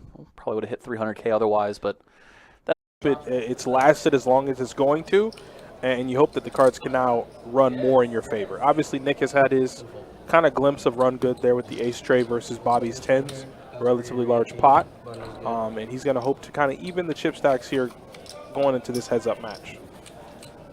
You know, heads-up play is a lot different than when you have, 3, 4, 5 other players around you. As Mike said, your increase is directly your opponent's decrease. So he's gonna try to make up this lost ground and try to secure this title and that trophy. 60,000 is a lot better than 30. So let's see what Nick can do here heading into this heads-up match. Ace, 9 of clubs on the button, and he's gonna make it 450. Dan with the same suit variety, just the suited connector and 7, 8 of clubs, is gonna make the call, and we're gonna see our first hint here heads up to a flop. and after just one opening call, you got over 1 million chips in the middle. So we'll see these swings take effect. 5, 4, tray, 2 hearts, anticlimactic flop. Action did go check, check. Both players did flop a straight draw in addition to their overcards. I assume it was a heart on the turn. That turn action went check, check. Oh, wow. Nick has a wheel. He fades it. Fades all of it. And river in the 7 of diamonds doesn't change a lot. Brought backdoor diamond flush, but not worried about it too much. Dan did river top pair if he thinks Nick's firing out here with queen high, jack 10, something that's just a Air. complete miss. Usually you would see ace high just check back and take showdown, but What is he looking at? He's thinking. Good call. And he is going to put in the call with that 7, and we're going to see about $1 million in chips move from Dan's stack to Nick's stack, and that's quite a swing as we just see it go, ever so closer to getting even is Nick. Yeah, heads up play is something, no matter how much of it I watch, like the play is so intricate because, I mean, it's heads up, right? The ranges are uncapped. At this point, it's about playing the player. And Dan has been running well, so Nick's going to want to pick his spots here very carefully. 160 to go. If you're a guy like Dan, you're running well, you might just come out and flop some like innocuous 2-pair. That run good bug seems like it's still on him, even though he lost that little pot there. Little being 1.5 million in the middle, but you get the idea. He still has over a 2-to-1 chip lead. He doesn't have to sweat one pot, doesn't have to sweat 2 pots. It's a lot of play left. 90 big blinds versus 40 big blinds, give or take. Might be in for a little bit of a heads-up matchup. There's a lot of wiggle room for play, and they're both very experienced. I don't think either one's going to punt. Nope. And this is kind of where not only play comes in mind, but mental fortitude. If these heads-up matches become long and drawn out, you just want to see who can mentally hold up longer. True. It's a big factor. We resumed play today at noon, and it's now a little after 9 p.m., so we're 9 hours in.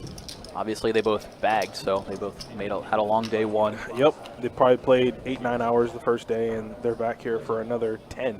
Well, Nick getting some run good in the form of King 4-4, flopping 3 of a kind. I guess the run of Dan is over. See if he can try to instigate something. Dan just going to float here with 9-6 offsuit.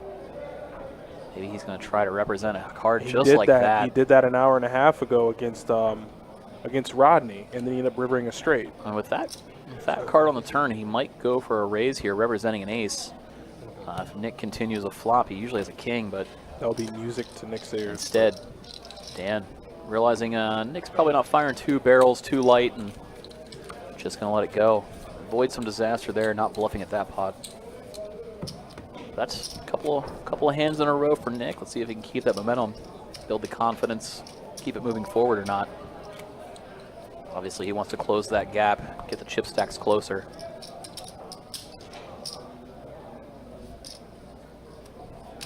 If anybody out there is rooting on either of these players, feel free to let us know. See if we can get 2 different fan groups going. Little Dan versus Nick.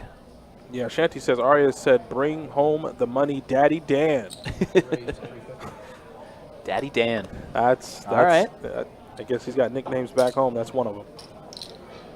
So it's a little bit of a, home field in the form of Nick versus North Carolina there in Dan. So nice representations. We got a lot of players that do come down from North Carolina, Georgia. We had a final table maybe like a year and a half, 2 years ago. There were like 4 players from North Carolina. Well, meanwhile, Nick still running pure in this heads-up match. Turns a straight. And he's picking his spots well, and he's running well. I think that's the big part of the equation. I'm not saying that Dan's a bad player. He's not competent enough, but running well and getting the cards and hitting the flop is a really big recipe for his success so far. And now Nick has it. Meanwhile, we saw Nick fire out a big bet on that turn, and Dan called. Ace on the river. If Nick can find a check here, Dan would have fired. Dan would probably fired the river. That's what I said. I think if Nick could have found a check, then maybe Dan tries to rep the 5. So maybe fortunate for Dan that Nick bets out 1.2, near full pot size bet. It's never a bluff. It's just never a bluff. Dan going to continue. What is this? What does this look like? This is music to Nick's ears. He made it what? What do we got? 3 million. 3 million out of Dan. He's trying to represent the 5. Doesn't think Nick would bet out that big with a straight. And Dan, that's where the varying in bet sizes comes into play, because we've seen Nick fire, value bet sizes. That one was near full pot river. And Dan took that for a sign of weakness and went for it. Just like you said, Mike. 1 or 2 hands, and now we're almost dead even in chips. Just like that. Wow. Both players a little over 60 big blinds deep. The gap is closed, and we're in for possibly a long one.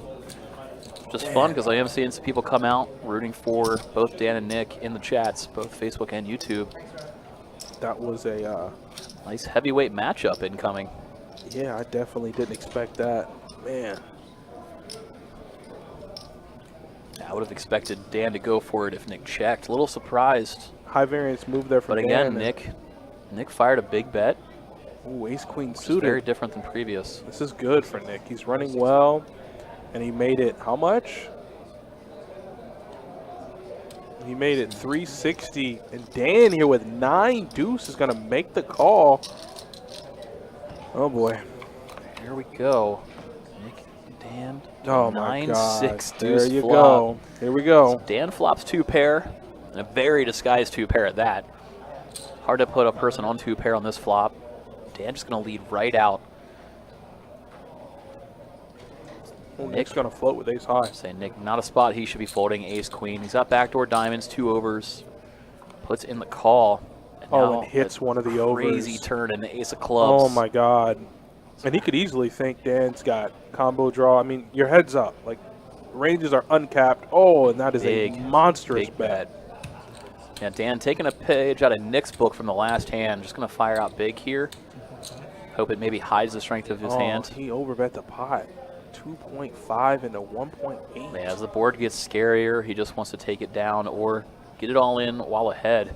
Especially if Nick had ace-x of spades instead. There's a lot of equity you can deny with a big bet.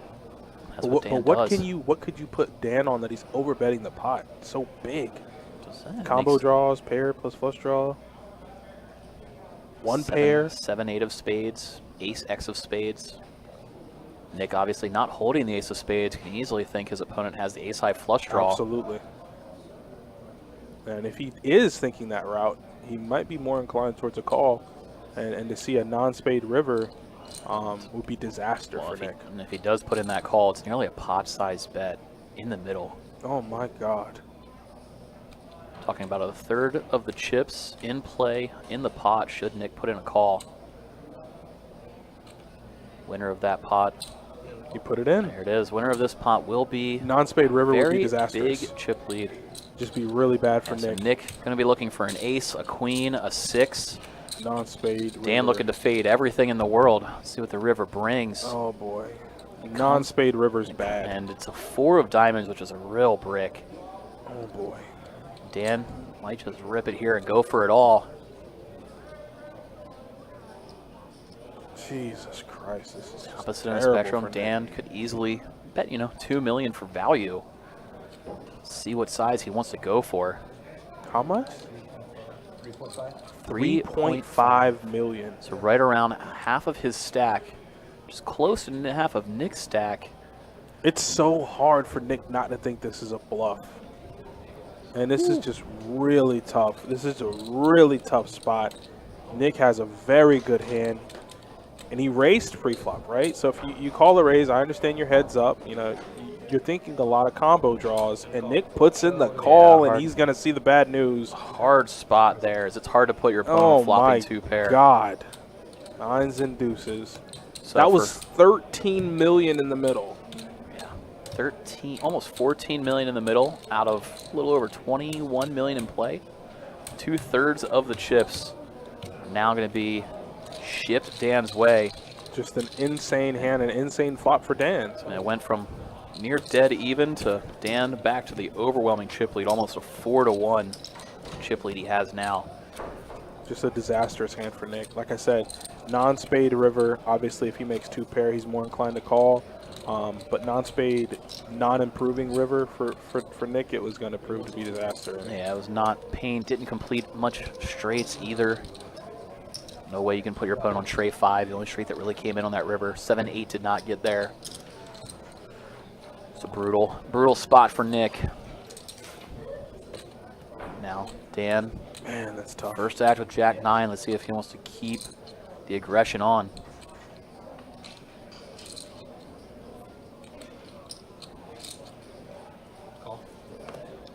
It's really hard to bounce back from hands like that. I mean, yeah, it's so deflating once you get to even with an opponent. That's what I'm saying. And then you lose over half your chips. And a really good point that you made earlier, it remains apparent. Like, your decrease is their increase. So you're going to be playing just that person. You got to try to get it back from him. And these heads-up matches are such an uphill battle. So trying to get it back here as he does put out a bet with his pair of fives. Is Nick. Dan has a gutter ball. And for pretty fair price, we're going to see Dan put in the call. It's almost $1 million in the middle. We see a 10 of diamonds on the turn. Board pairing doesn't change a lot. Pretty safe card if you're Nick. He's just going to check it over to Dan, see what he likes to do. Dan's in position to bet here. Nick's probably just sweating bullets, man. Just don't bet, don't bet. Check it back, and I'd almost rather see a bet than a check. In all honesty, if your opponent checks back, they probably have some showdown value. At least if they're betting, they have some bluffs. Yeah. Straight draws like Dan has. And maybe some spade flush draws as well. Nick unblocking all spades and straight draws. Man, Now Nick's just going to let it go. And you know, because the constant chip inventory, the constant counting, you're like, man, I lost a lot of chips. And it was a really big hand. And he knows that was probably a hand for the tournament. You know, these heads-up matches are long. They're grueling, and it's kind of hard to keep your headspace correct when you lose such a massive pot and you have to stare down the guy that just took practically all of your chips.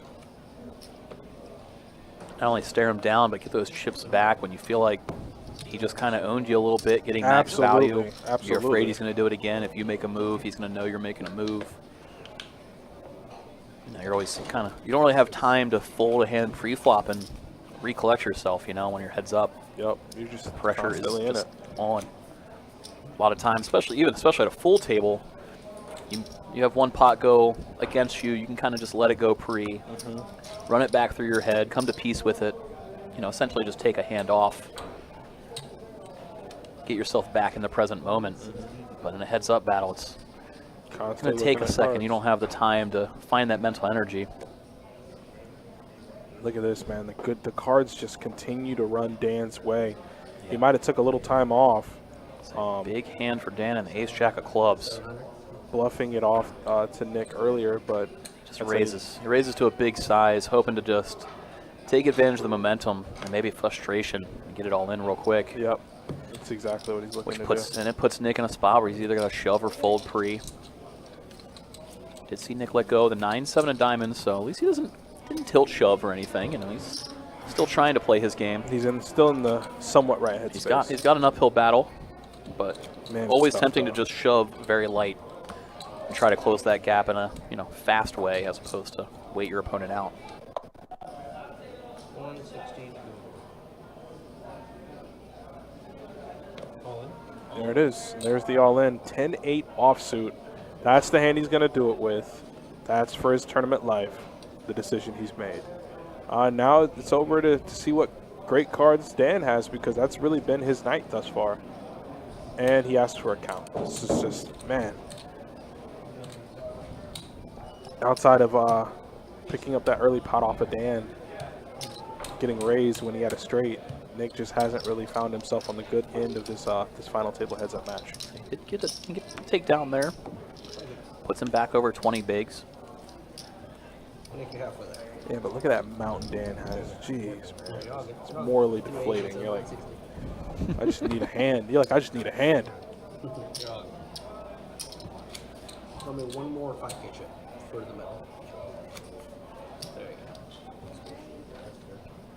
go. Have you ever found yourself in a spot like that in a tournament? I've never actually made it this far in anything ever. I'm not very good. Neither am I. That's why I'm sitting over here with you, deflated, talking about, sad things that happened in football today. Yeah, same. But meanwhile, Oh. Dan just linked in with a 9-7 suited, a hand he easily could have raised. Oh, No options on the table for Nick with the pocket tens. Looks good to 485. Bumps it up to 485, almost $500,000, about a 3x size. Dan, just going to let go easily to be tempted to put in a call and try to end things right then and there. 100%. As we say, as much as Dan's run good, he's also navigated himself very well from what we've seen on this final table. He has. He definitely has. Been very patient, very methodical, taken advantage of the times he has run good. Obviously, he's had some big hands and he's won some flips, but he's also just avoided disaster, avoided some temptation in a spot like that. And he's had an overwhelming chip lead most of the final table, so outside of running well, he has played extremely well too. Here, Nick's going to shove the king 6 of clubs. Dan just going to have to let go of his 4 tray. Yep. But there's definitely something to be said, even when you have a massive chip stack like that, and you're trying to, like, the trophy's right there. I just want to end this thing. I just want to take it down. It's easy to maybe put in the call at the 9-7 and try to hit on your opponent again and just end it. Get that. I just want to end this thing. Instead, he's picking his spot, staying present, not thinking ahead, not thinking about the past. Living in the moment. Just living his best life in the present moment.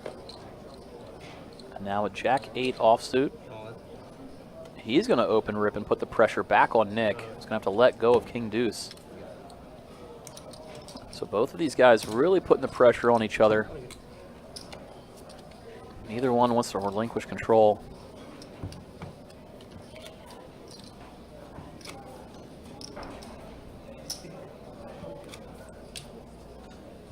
And like I said, that hand that they played is probably the hand of the tournament, right? So Dan knows, like, man, I'm almost a lock right now.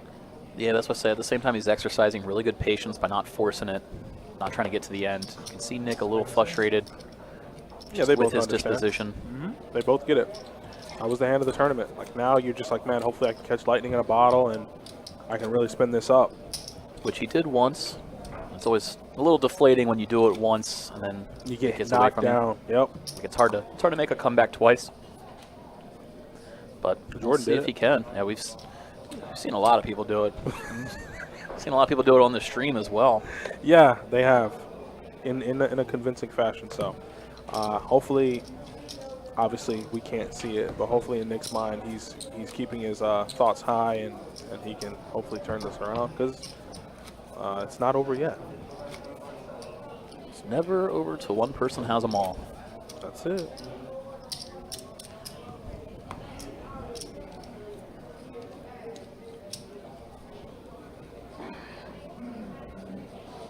Nick's first act here with the King Deuce of clubs. Very playable hand. He is going to raise it up, making it 380 to go. A little over min-click. Dan with the 10-8. Going to put in the call to defend his big blind. Just under 1 million chips in the middle as they go off to a flop.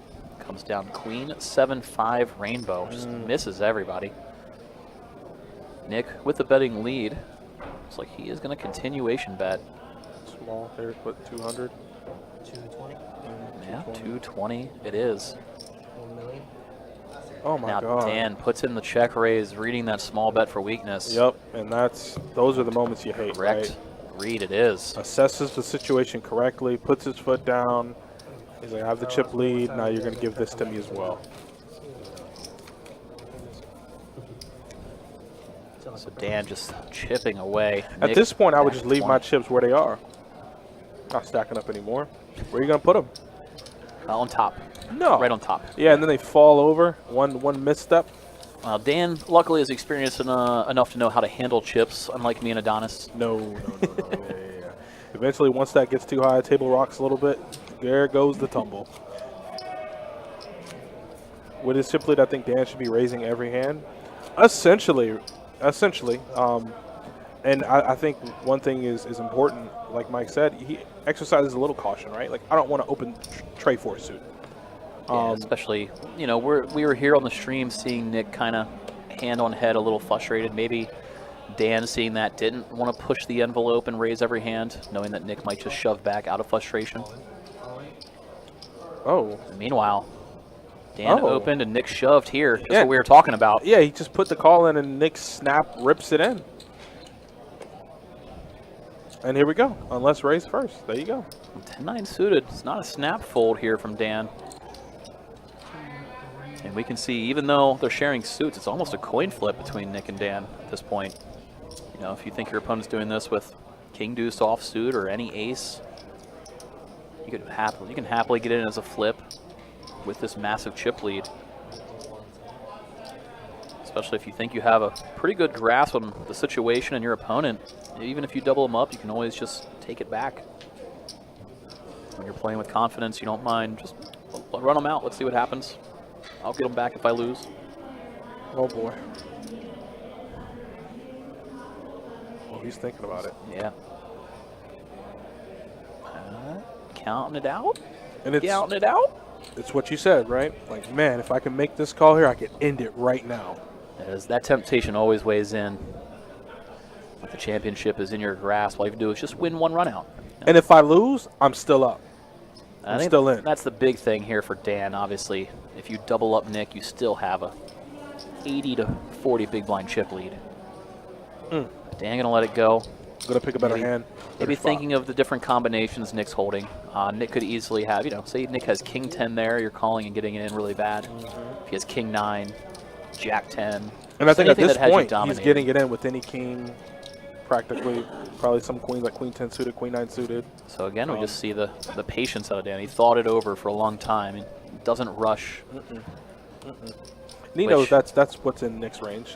Queen 9 plus, any king, any ace. Which I know we probably have a lot of people watching with experience, but for anybody out there just looking for something to gain, that's something I would point to. Feel free to take your time in big spots. This heads-up match is for 23K. There's no reason to rush it.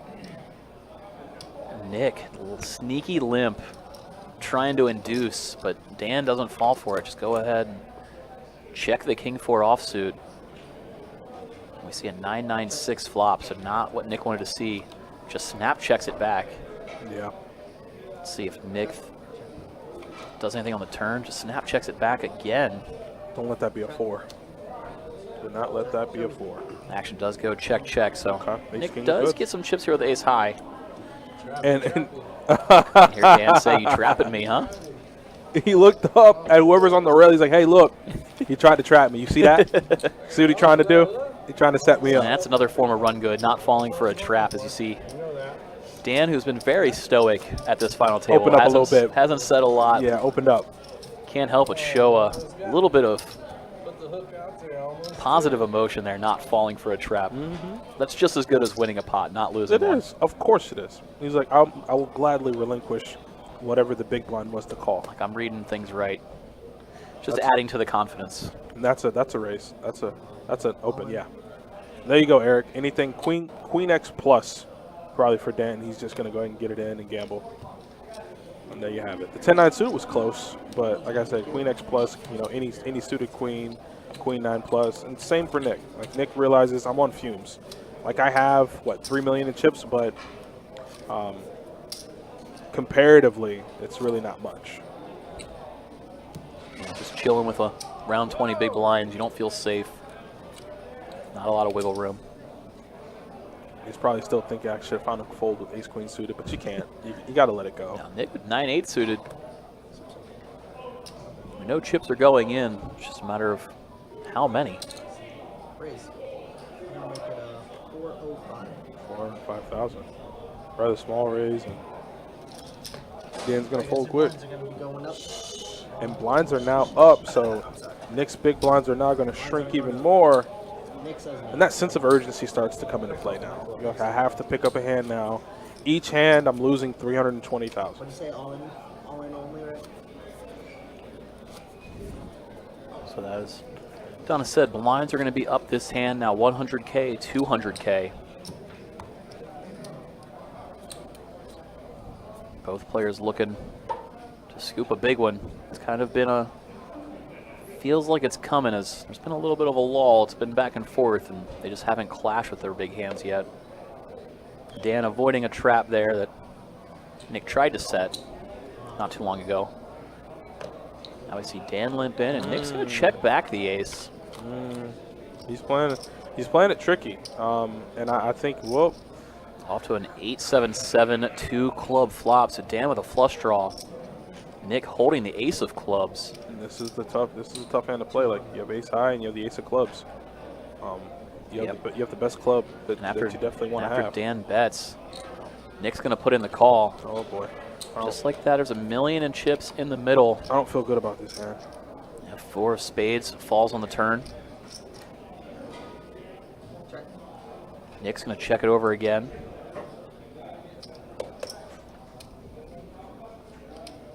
Dan's just going to check back his flush draw. We're off to the river, which comes 10 of diamonds. So Nick just sitting here with ace high. Obviously, we can see it's the best hand, but if Dan decides to put pressure on, Ace high's good. does not. Nick, It's good. ace high taking it down. Oh, yeah, let's put some payouts like Bossman said. Let's go and see what they're playing for. Heads up. Second place takes home $37,095, but, of course, the coveted first place and the trophy will take home $59,931. And the title of Event 1, $400 no limit hold champion. WPT event champion. Just has a nice ring to it. Yeah, you'll probably put it on the shelf with the rest of them, but it's definitely a good start to the series. With the rest of them. Well, for these guys, yeah. Yeah, you said they all accomplished, ain't they? These guys are, yeah. They might have a shelf with I'll other tell you ones. this much, I don't got no shelf. That's what I thought you were saying it from your first-person point of view. I'm like, you have a shelf? I have a shelf trophies? that has Worcestershire sauce, smoked paprika. I got a little garlic powder and onion powder, but no trophies. Oh, boy. Dan just keeps the pressure on. Pressure. This is what Eric was talking about, just pressure. And there's the all-in. Nick says, screw it. This might be the tournament hand right here. I don't think either is going to fold. I think Dan's like, let's see what you got. I was making a move, but now I have 800K in there. Yeah, and from Dan's perspective, you're holding 8-5 suited. Somebody limp jamming is usually going to be like Broadway holdings, something that you're not really drawing dead against because both your cards should be live.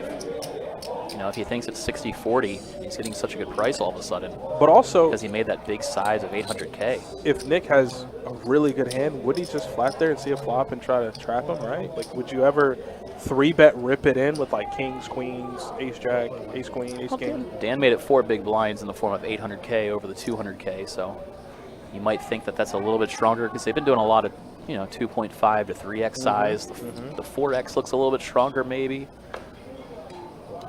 Dan just going to let it go.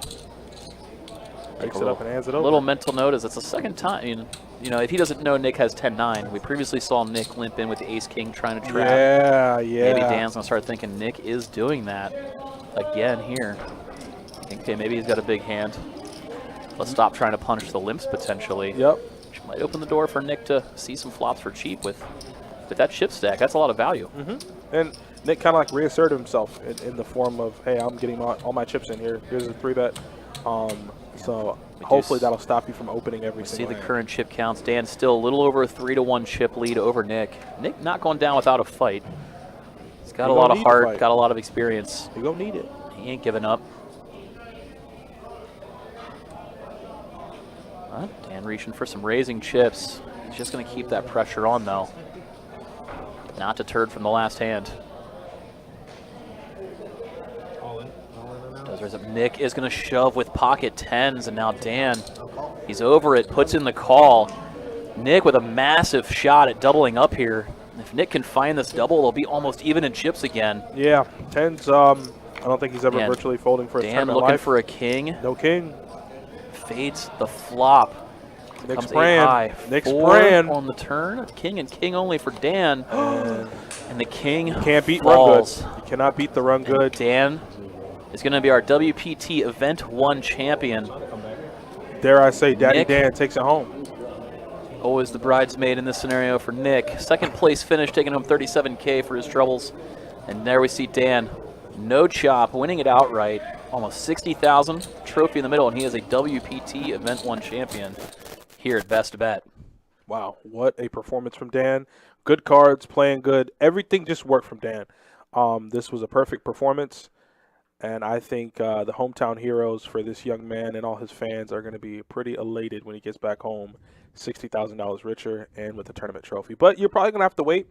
As Mike said, there is a lot of series left, and you guys will be seeing a lot of final tables from us in the future. So from me and Best Bet, you guys have a great night. Mike, anything to say to the people before we let them go? I just want to say thanks to everybody who tuned in, watched, chatted along with us. A lot of fun bringing this event, and happy to see, unfortunately, come to an end. Can't wait for some more of them coming up this week. Yeah, absolutely. Again, thanks, Mike and Adonis, for bringing that tournament commentary. We are calling it a night for tonight. Appreciate you guys hanging out with us with this event number 1 of the World Poker Tour. Again, congratulations, Dan, your Event 1 champion. Plenty of live streams coming up soon. Next time we are live, we'll be back at it Thursday, 2-2 No Limit Hold'em Deep Stack Cash Game.